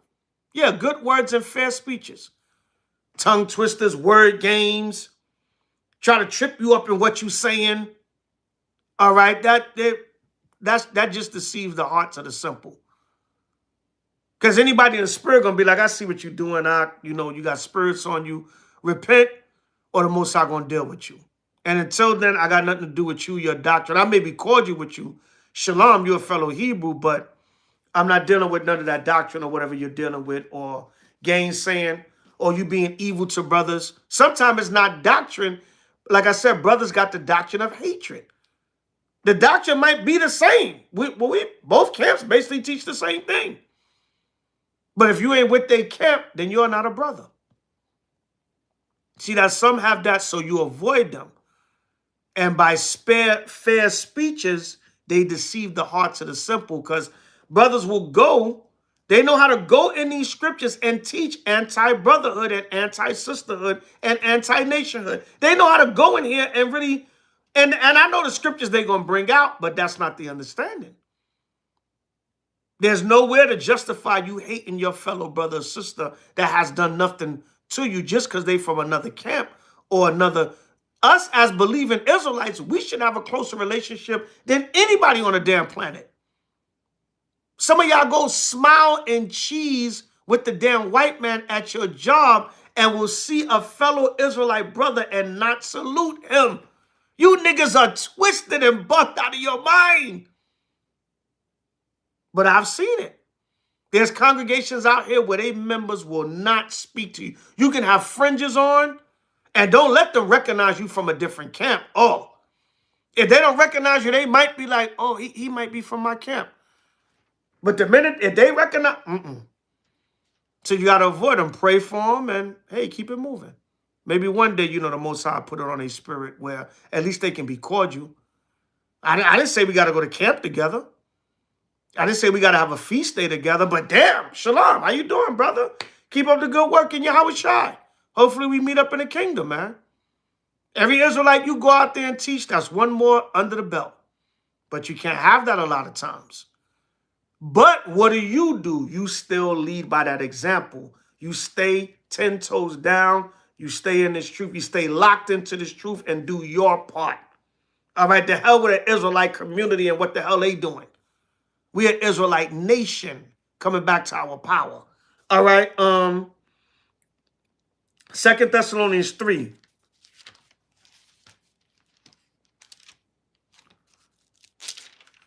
Second Thessalonians 3. And I know, I know I've done lessons on the same thing. But this is just for encouragement. I always talk about this class I did years ago. It was called The Dark Side of Israelites and the Truth. It was like a 4-hour class on a Thursday night. And I just went into all of, and that was really because there was a lot of new brothers and sisters coming in back to back on the classes back then. And that was to encourage the brothers and sisters. You're going to see things when you come in this truth, but don't let that discourage you. Don't look at that and be like, oh man, it's off people in here. No. So I was trying to give brothers and sisters let them know from the jump. You're going to see things. They got that dark side to Israelites in the truth. But you stay locked in 10 toes down in this truth. And you, to the best of your ability, be that righteous example. The hell with what somebody that's going off doing. Pray for them, and they in the hands of the Most High after that.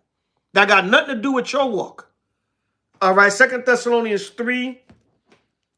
And I'm going to start at 1, then jump down. Finally, brethren, pray for us, that the word of Yahweh may have free course, and be glorified even as it is with you, Salakia, and that we may be delivered from unreasonable and wicked men, for all men have not faith.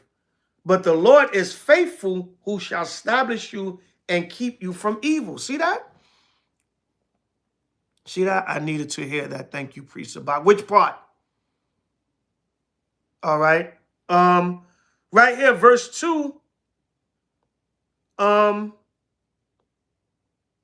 said that we may be delivered from unreasonable and wicked men, for all men have not faith. That's the part of the Israelite community that Paul said, what? Stay the hell away from them and keep doing the work. Don't get caught up in that, oh, this community is off. I need to just walk away. No. Yeah. And that's nothing to know. When I came in One West, the elders were talking about that. They was like, no, don't speak to that brother. That brother's going off. he left the school. And I didn't understand that back then. Then I seen other brothers out there teaching. I was like, well, who are those brothers? Oh, them brothers used to be in the school. They wicked. Don't speak to them. They not part of us. Yeah, our elders in One West said that. And I was like, I don't know them. I don't know the story. I don't know them brothers. You might tell me your side. But I see brothers in garments and fringes. And guess what? I know some of them brothers to this day that I got close, beautiful relationships with. One of them is one of my elders. I still go and see the brother, and he was in that different, and he told me their side of what happened and why they left the school and how the split happened and all that. Two sides to the story, and then there's the truth. Some people say no, it's one side, and then I don't know. But the brother told me, the elder told me, he told me what happened back then. Well, at least from his side and what he witnessed and knew. And some of them brothers, they had legitimate reasons for not being in the school anymore. Excuse me. It's like, yeah. They had legitimate reasons for not being in the school anymore. But I didn't know that. I was just told, don't speak to them brothers. Them brothers is wicked. They left the school. They was here. I didn't know. I just saw Israelites in garments teaching. And I was like, well, who are them brothers? I don't see them in the school, but that's obviously Israelites. And then when I would walk by the brothers, I would be like, shalom. You know what I'm saying? The elders, like, them brothers is wicked. They don't talk to them. But I didn't know what went down, what happened. Now, I didn't go join them and be up. And out of respect for the elders I was under, I proceeded with caution. I was just cordial when I saw them. I ain't going to be all cheese and smiling up in their face because I don't know. You understand? But that spirit was going on back then. All right. So reading on, it says, and we have confidence, 2 Thessalonians 3 and 4. And we have confidence in the Lord touching you, that ye both do and will do the things which we command you. And the Lord direct your hearts unto the love of Yahweh and into that patient waiting for Yahweh. Now we command you, brethren, in the name of our Lord Hamashiach Yahweh, that ye withdraw yourselves from every brother that walketh disorderly, and not after the tradition which ye received of us. See that? So the Lord said, all right, the elder's still going on with this $14 trillion. If I do look it up, brother, I'm not going to thank you later. You know why? Because they're not giving us that $14 trillion, brother. No disrespect, brother, but you just looked up something that got you excited. They're not giving us that $14 trillion, Zach. So I'll look it up if I get a chance. Because if I try to look up everything people send me, I will have no life. I'll be on, there's literally people that send me like 20 to 50 videos per day. I'm talking about one person. Not one, well, individually. So imagine that. Imagine 5 people send me 50 videos per day. I would have no life. I would be on, I don't know how these people do it. I don't know how they do it. You know what I'm saying? Maybe they just got that time, or maybe they work somewhere where they sit all day. I don't know. Right, yeah. I understand that, Elder for Israel, but you know how many laws they passed to repay us for slavery, and you're not getting that money, brother? And the reason why I'm saying it like that, because you telling me I would thank you later. No, I will not. I will not thank you for reading a bill they passed to give us $14 trillion. Brother, don't hold your breath. And I mean no disrespect, like I'm just saying. You all excited about this $14 trillion bill they passed. Brother, you ain't gonna see 14 cents of that money, Ak. But anyway, you know what I'm saying? Let's get back to the fact of the matter. You stuck on that bill, though, brother. And we talking about something totally different. We talking about enduring in a nation. All right? All right, brother. We'll talk about it another time. Email me. Email me, brother. houseofisraelnyc@gmail.com. You stuck on this bill, brother, and we talk about something else. All right? Well, I said 14 trillion because that's what you said, brother. But email me, brother, houseofisraelnyc@gmail.com. You stuck on this damn bill, but you ain't going to get a bill of that $14 trillion, brother. But let's finish. Let me finish my topic. You keep going on about that bill, brother. All right, we already established. I said I'll try to look it up. We said that earlier. You keep saying, you keep talking about that, brother. Let's just email me, brother. houseofisraelnyc@gmail.com. Please don't bring it up here again. All right? That damn devil ain't giving up 14 cents. But anyway, 2 Thessalonians 3:7. For yourselves know how ye ought to follow us. For we behaved not ourselves disorderly among you, neither did we eat any man's bread for naught, but wrought with labor and travail night and day, that we might not be chargeable to any of you. And you know, a lot of brothers and sisters fall off from this truth because from what? You know what? Good old-fashioned laziness. They don't want to do the work no more. They don't want to labor no more. Paul said right here, we labored night and day with our own hands so we don't be chargeable to any man. Meaning what? You labor in this truth so nobody can say you're not doing the work. And you labor, you know, within your life to provide the things that you need for you and your family. You be self-sufficient. All right? You labor in this truth and you do the things you got to do to survive so you don't be chargeable to any man. All right? So that's what Paul was letting us know. But you got this going on in Israel. Now, because we have not because we have not power, but to make ourselves an example unto you to follow us. In other words, Paul was saying we're leaders. Is 2 Thessalonians 3:9. Paul was saying we have power to technically, like he said in Corinthians, if we sown unto you spiritual things, is it a great thing if we reap your carnal things? Meaning, we're your elders and leaders and apostles and teachers. If you looked out for us and took care of us, technically that wouldn't be wrong. But Paul said, look, we still going to go out there and get our own just to be an example. Everybody understand? Give me a con 777. Paul was a tent maker, all right, by profession. Paul said we still going to go out there and do, but technically, if y'all provided for us, it wouldn't be wrong because we're y'all leaders and y'all elders and apostles, and we giving y'all the word. We gave you your life back. That's what he meant in Corinthians. He said, we gave you your life. We taught you the spiritual things. Is it a great thing if we reap your carnal things? Meaning what? You can't put a price on what the Lord used us to do for you. We gave you life from the dead. Not us, but we the vessels that was used. That's what Paul was saying. But Paul said, just to be an example, we're going to labor and work with our own hands. All right? We're going to be, yeah, no disrespect, Brother Obed Israel. I meant no disrespect, brother. All right?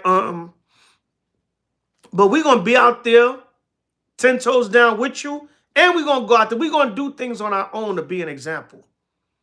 All right, so reading on, it says on verse 10, for even when we were with you, this we commanded you, that if any would not work, neither should he eat. For we hear that there are some which walk among you disorderly, working not at all, but are busybodies. You got a lot of that in the nation. Just chat. Always gossip or negativity. Every time somebody posts, they posting about some drama. Or as soon as some drama is always the usual suspects. Soon as some drama pop up in Israel, you see the same dudes popping up to make videos and posts. You haven't seen these dudes do nothing in the nation. Soon as some drama come, here they come. It's always the usual suspects. It never fails. Do you brothers ever do any goddamn work just to do it? No. But you let some gossip, some drama, some sin, some exposing. And that's another thing. Me and my wife was talking about that the other day. Israel always want to, when you look at some of the other religions and nations and organizations, they don't do that. Well, maybe we see it more because we in Israel. But every time you turn around, why I left this camp? I'm exposing this camp. Now, don't get me wrong. People have been done wrong, and there's evil that has gone on in camps and congregations and sin. I'm not gonna shy away from that. H.O.I, we've had our issues from myself on down. I'm not gonna shy away from that. But we're like the only community that is just so quick to do that. You see, sometimes people in the Christian church, oh, I didn't like that church. You know, I just moved on. I went to another church. Some things I heard was going on in there, whatever.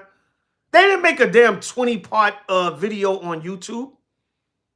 Oh, no, brothers just don't be wanting their wickedness to come out. No, but it just seemed like when it comes to this truth, or a lot of times, everybody just want to run to social media about every goddamn issue. That's why issues can't be resolved, because the proper steps are not being taken to even try to resolve the issue. It's supposed to go to a stage of counseling to try to be resolved. But, you know, I know people, why I left Islam, why I left the Jehovah, why I left this thing. It does happen, but you got a lot of that in Israel, I noticed too. And like I said, maybe I just noticed it because we're in the Israelite nation community. But you see that. You know what I'm saying? And not just I see that all around. Like personal situations, I know, brother, you didn't have to make a video, brother. Just leave that camp and move on. It wasn't even that serious. And then it's like I'm exposing what I went through. And then a lot of times they're not even talking about nothing. Like, that ain't nothing to expose. You just had a disagreement. A lot of times your ass was the problem. So, you know, you see a lot of that too. But anyway, reading on, it says, now them that are such we command and exhort by our Lord, our Mashiach, Yahushai, that with quietness they work and eat their own bread. You got a lot of selfishness in the nation. People don't want to work together as a nation, as a community, as a people for the better good. There's a lot of selfishness, even amongst camps. You're not from my camp. I'm not even going to buy a shirt with fringes from you. I'm going to keep it in my camp, which is understandable, but damn. That's how it is, man. Don't even deal with them brothers and sisters. They ain't from the TRSUV camp. W, X, Y, and Z camp. Don't rock with them. And hey, okay, that's fine. Shalom, Don Israel. But ye brethren, be not weary in well-doing. You keep pressing. You stay locked into this truth, 10 toes down.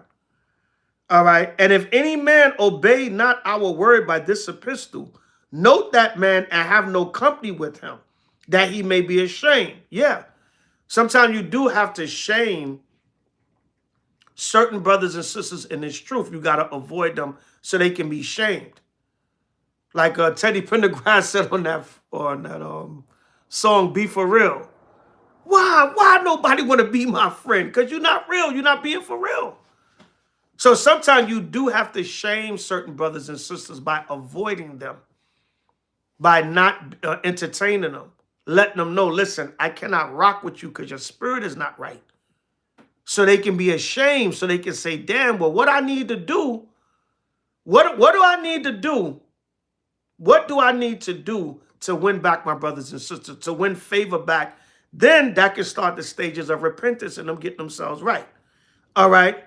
Yet count him not as an enemy, but admonish him as a brother. Still correct him, and he's not an enemy.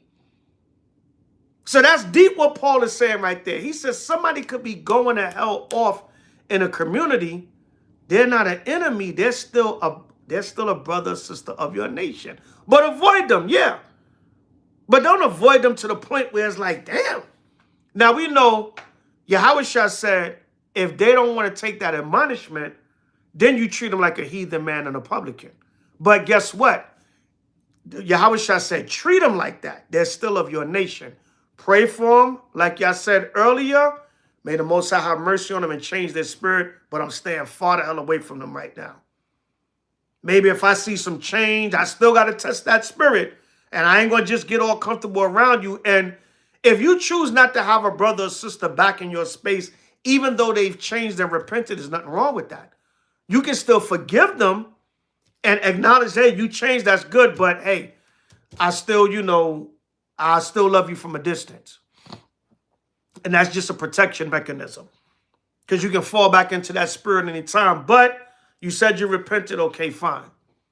All right, yeah, bring 2 or 3 witnesses. The order Yahweh told us, the conflict resolution he told us in Matthew's, what is that, Matthew's 18. All right, reading on. Now Yahweh of peace himself give you peace, always by all means. Yahweh be with you all. The salutation of Paul with my own hand, Salakia.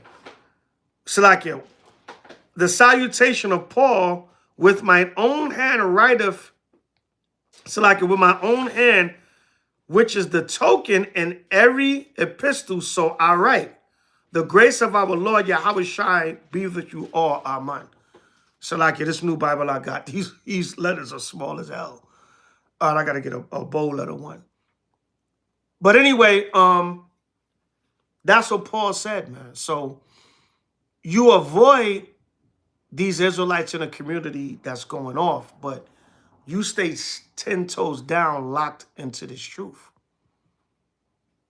All right, like I tell you in Ephesians 6:10 on down, we don't have to get it. Stand with your feet firm in this gospel. So it's just encouragement, brothers and sisters. Don't let what you see in the nation, or Israelites going off, or the community is off, or whatever the case may be. People leaving the community, people upset. This community is off. Everybody going off. Listen, you be not the one going off in the Israelite community, the one doing righteousness amongst the Israelite nation, being an example and that light that shines in a dark place. Let's go to Lamentations 3:22. Lamentations 3:22 real quick. So stay firm in this truth, and this is what the Most High going to do for us if we stay firm in this truth. Check this out, Lamentations 3:22. It is of Yahweh's mercies that we are not consumed, because his compassion fail not. So if we stay strong in the faith, endure, it's going to be of Yahweh's mercies that we are not consumed. You will not fall like some of these Israelites that go off and fall in the so-called Israelite community. You would be of the Israelite nation that the Most High shows compassion on. All right. Verse 23. They are new every morning. Great is thy faithfulness. See that? So they're new every morning. They're new every year. It's a new year. So we got to look for the Most High compassions in this new year and stay firm and locked into this truth, no matter what's going on. All right. And as you see the prophecies taking place, you got to lock in more. All right. It says, the Lord is my portion, saith my soul. Therefore, I will hope in him. Stay locked into this truth. Stay locked into the Most High and the Mashiach Yahweh Shai forever and ever. Amen. All right, so that's it on that. Just a little quick encouragement. A couple of new moon scriptures, because it is the new moon. We went into the new year. We went into staying locked into this truth. A few new moon scriptures, and we're going to close it out. This is Numbers 10:10. Numbers 10:10. All right, because it is still the new moon. It's the first month of the year, new moon. So just to put that vibration out. Numbers 10:10. Also in the day of your gladness, and in your solemn days, and in the beginning of your months, ye shall blow with the trumpets over your burnt offerings, and over the sacrifices of your peace offerings, that they may be to you for a memorial before your power. I am Yahweh, thy power. So the new moon is supposed to be a day of gladness. And today is definitely a day of gladness because it's our new year. is a transition in the beginning of time for us to stay locked in and wait on the Lord's compassions. And the ones of our brothers and sisters that's out of order, avoid them, keep the commandments, admonish them, warn them if you can, you know, and hopefully they repent and the Most High have mercy on them and we come back as brothers and sisters. If not, the Most High going to deal with them. All right? Let's go to Judith 8 and 6 in the Apocrypha. Just a few. It's late. Yeah, it's late. So we're in a late crew. A lot of lives on earlier, so I just decided to go live late. Judith 8 and 6. And she fasted, the she being Judith, all the days of her widowhood, save the eves of the Sabbaths, and the eves of the new moons and the new moons, and the feasts and solemn days of the house of Yasharahla. So our sister, we've read this on many new moon occasions. Our sister Judith was heavily into fasting, but she broke her fast when it came time for the Sabbath, the new moons, and the feast days to eat and feast and rejoice with the nation of Israel. But she was heavily into her fasting during her about 3 years and 6 months of her widowhood to mourn the death of her husband. But when it came to the feast days and the Shabbats, she broke the fast and she came and feasted with the with the nation. So if Judith was going to the New Year celebration, she would have been feasting with the family. All right, so our ancestors during the time of Judith and different ancient times, we kept the new moons, even the first new moon or the first new moon of the year throughout our history. All right, let's go to Luke 21 and Colossians, the ones we always get, and we'll close it out. Old Testament, Apocrypha, New Testament. All right, and we read Genesis earlier. So we put the vibration of the new moon out. Luke 21 and 25. Prophecy. And there shall be signs in the sun and in the moon and in the stars, and upon the earth distress of nations with perplexity, the sea and the waves roaring. See that? A lot of confusion on the earth because even America and Israel, they thought they was just going to bomb Iran, kill an Ayatollah. It's going to be, nah, Iran said we're going to fight back. That's that Persia in Ezekiel 38. That's that Persia, that's Iran. All right, and that what is Netanyahu dead or what, man? They say he's dead. They saying there's AI images of him. He haven't been seen in almost 2 weeks. What's the story, y'all? Let's take a poll. Give me a 1 if you think Netanyahu is dead, a 2 if you think he's alive and he's just hiding out somewhere. They claim they bombed his compound and the Iranian missiles they're penetrating the Iron Dome. I think it's a $5,000 fine or 5 years in jail if you report the news. If you report the news of what's going on, or you try to put out any videos of what's going on, some of y'all got 1, 2. Yeah, I know Kasaja gonna put a 1. Gabar, you got 2, Gabar? Oh, we got East Coast, West Coast battle. Philly said it's a 1. Debate, Southern Cal, SoCal says it's 2.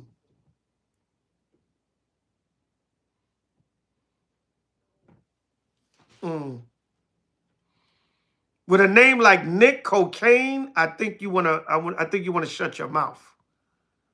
I don't know. I'm in between 1 and 2. He could be dead. They can have a clone of him. They can have AI images of him. I have no idea, honestly. The Most High didn't give me the spirit to discern. I don't know. But there's a lot going on with this war. There's a lot going on with this war. You know, Iran wasn't just a pushover. And I think Iran said something about they're not finished with the U.S. They said the U.S. haven't seen nothing yet. They're not finished with them. So, you know, they're talking about these sleeper cells in America. Somebody tried to throw a pipe bomb in one of the city buildings the other day, some Arabs. So I don't know, I don't know. I honestly, I can't say.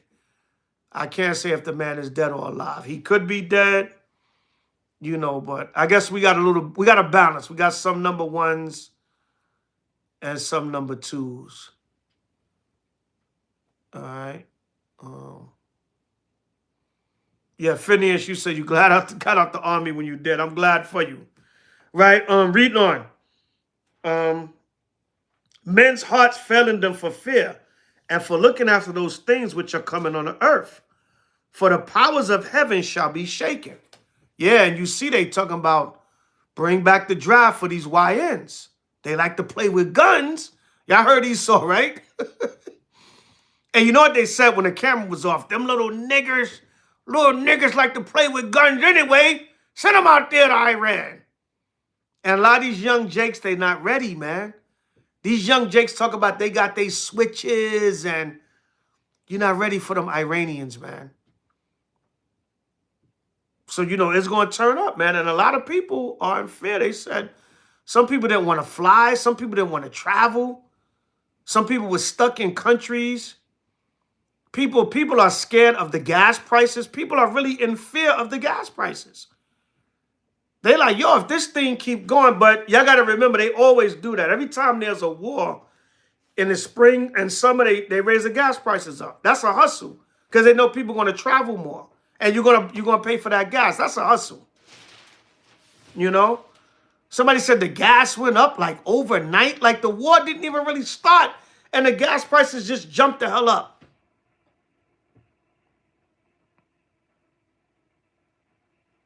Right? But Nick Cocaine, when you come into somewhere, a video, a live, listen to what's going on. Then ask your question or make your statement. Don't come in and say something that has nothing to do with what we're talking about. Yeah. Gas in Cali is $8. Get out of here. Damn. And that's a hustle. And whether these wars are staged, they real, whatever is going to lead to World War III, they're going to hike them gas prices up. If it never fails. They always do that, and especially when they go to war with an Arab country or so-called Muslim nation. Right, but reading on. And they shall see the Son of Man coming, verse 27, in a cloud with power and great glory. And when these things begin to come to pass, then look up and lift up your heads, for your redemption draweth nigh. Meaning Yahweh is coming on his way. Yeah, they make billions of dollars off of war, man. War is always a big hustle of the United States. That's why the prophecy, I always stress this. That's why the prophecy says wars and rumors of wars. Because a lot of times it may not escalate to a world conflict, which that's what we want. Y'all know me, nukes and chariots, goddammit. But they make a grip off these wars. They make so much money. When you study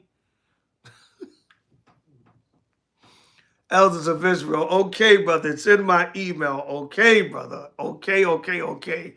That man want me to see that $14 trillion. But, yeah. All right, brother, it's in my email. You said that earlier, brother. You said it again. It's in your email, Priest Zabach. God damn. Woo. All right, let's go get this $14 trillion, y'all. This brother's determined. Oh, my goodness. But anyway, let's continue on. Yeah, so that's it, Luke 21. Let's go to Colossians 3. Colossians 2, 16, 17. We close out with that.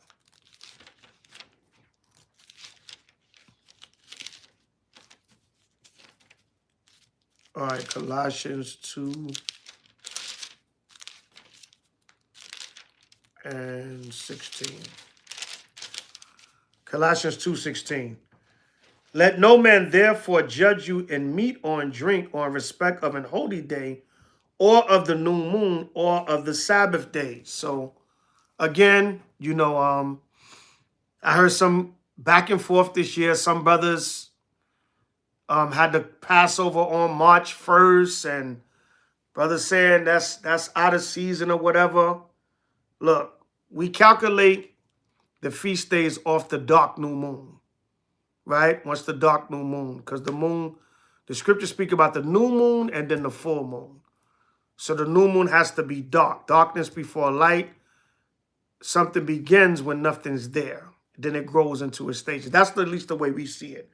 We calculate the days from that, and you get your feast days. So 2 weeks from tonight, at even, will be the Lord's Passover. Exactly 2 weeks, because it's the 14th day at even, which goes into the 15th day.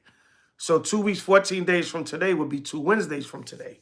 So anything outside of that, we can go into the lunar, the solar, the Gregorian, the Julian, the Roman calendar, the Egyptian calendar, the Hebrew calendar, all that. The Most High gave us discernment of how to calculate it and rehearse it to the best of our ability in this captivity.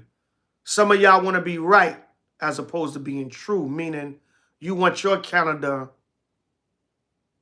right?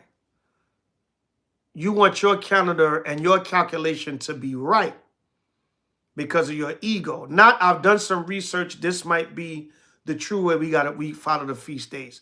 Check it out. Let me know what you think. You agree with it or you don't. All right, that's it. Reading on. Which are a shadow of things to come, but the body is of Yahweh. That's another thing. With all this confusion in the Israelite community, understand that when Yahweh comes back, he's going to bring everything together as a nation. And we're going to have one right understanding of these scriptures.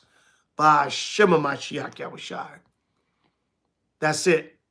All right, so everybody have a blessed new year, blessed new moon, first month, blessed Passover. Passover is coming up exactly 2 weeks from tonight at even. Most I will 2 weeks from tonight.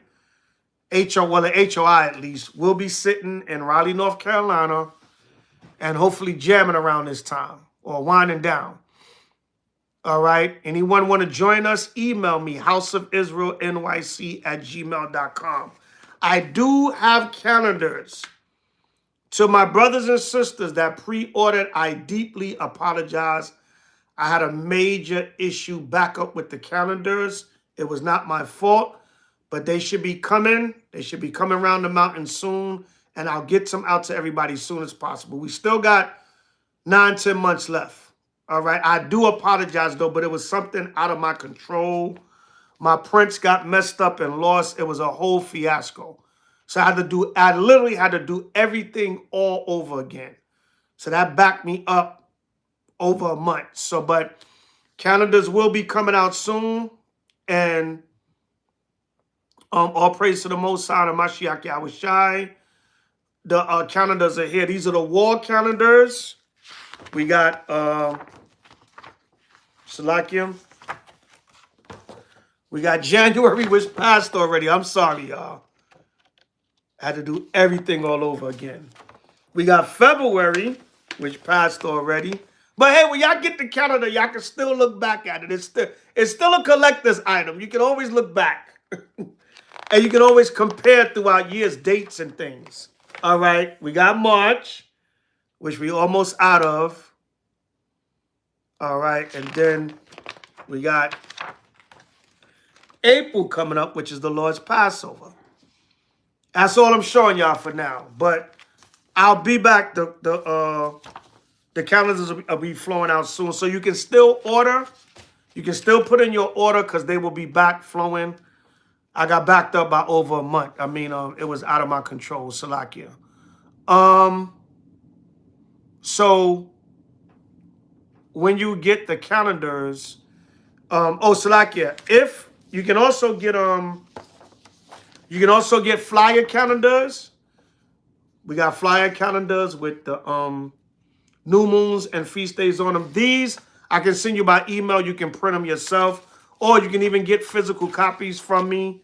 You just have to contact me, get your address. But The easier way is to just email it to you or text it to you, and then you can take it to a Staples, or if you got a printer in your house, you can just print it.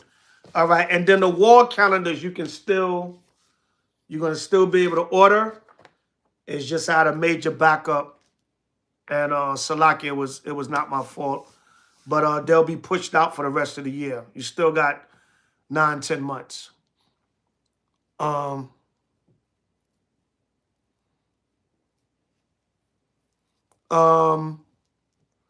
Hold on, you're hunting, but yeah. Also, Passover's coming up, April 1st at even. April 7th at even is the closing ceremony, but April 8th at even, that following Wednesday, you can go back to eating yeast. The Passover will be over. The makeup Passover date I will announce. Soon for those that want to do a makeup Passover. I may come on and do a live with y'all to help those that want to do a makeup Passover. But I will announce that on another video. H.O.I. Passover will be in Raleigh, North Carolina this year. All right, Raleigh, North Carolina. All right, that's what H.O.I. Passover. If you would like to attend the Passover, we still got space to RSVP. But you have to email me at houseofisraelnyc@gmail.com. And honestly, you're not RSVP'd until you give your offering. Because in all fairness, you gotta, the immediate body, of course, but if you want to attend, you have to RSVP. All right. Shalakia, y'all, but it is what it is. You're not RSVP'd until you send your offering in. But the immediate body, we know who's going to be there in the immediate body. So we have that count, but we still got room for extra brothers and sisters. If you pay your sin, and then I guess the Most High sinning, because he's the one that told us to pay. All right, so any questions or comments before I clear out? Yohanan, the dark-skinned brother from Atlanta, I have no idea who you're talking about. You have to be more specific.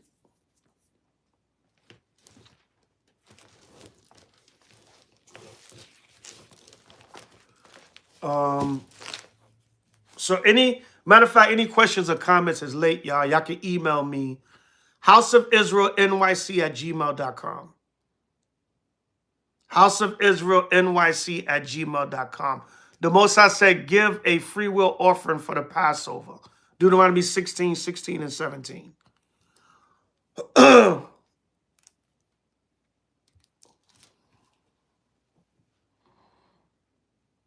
I don't know. You got to be more specific. Email me. If you can figure out more details, maybe I could pinpoint the brother you're talking about. Email me, houseofisraelnyc@gmail.com. I don't know who you're talking about. All right, so we're going to sign off. Ashar Kadash Yarak, Happy New Brew Moon. Ashar Kadash Shana, Happy New True Brew Year. So-called 2026, Happy Hebrew New Year. All praise to the Most High Mashiach H.O.I. The water for staying up with the elder, y'all. Hope you had a blessed new moon and new year. Hope y'all enjoyed the service tonight. If y'all learned one thing tonight you didn't know already, then I've done my job.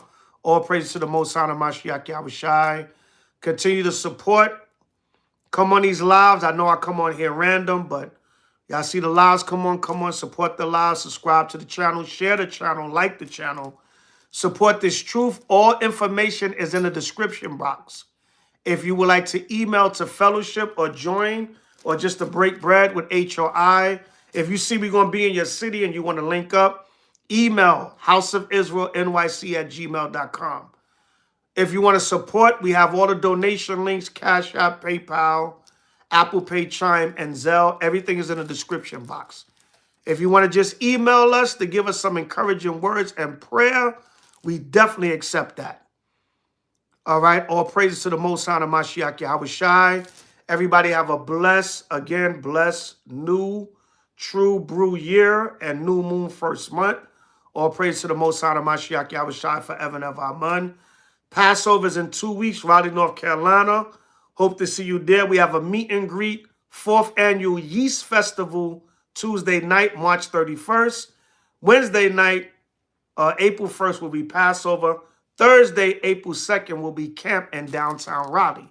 So come on out. We got a 3-day itinerary. Come on out and fellowship with H.O.I. in Raleigh, North Carolina. All right, all praise to the Most High, Mashiach Yahushua. So with that, House of Israel, Salakia Elder Priest Zabach, whatever respectful title you want to give me, as long as it's with respect and order and humility. H.O.I. to them chariots fly, only screaming if you mean it. All the camps in Yahweh and Yahushua throughout the 4 corners of the earth. Kwam Yashala, we still got next. Bring it out. H.O.I. to them chariots fly. H.O.I. pull up, boys. All praises to the Most High Yahushua forever and ever. Amen. Shalom. Kun. Kwam Yashala. Again, Ashar Kadash Sharak. Happy New Moon, first month. Ashar Kadash Shana. Happy New True Brew year for all Hebrews and Yahushua that are sincere throughout the 4 corners of the earth. Shalom.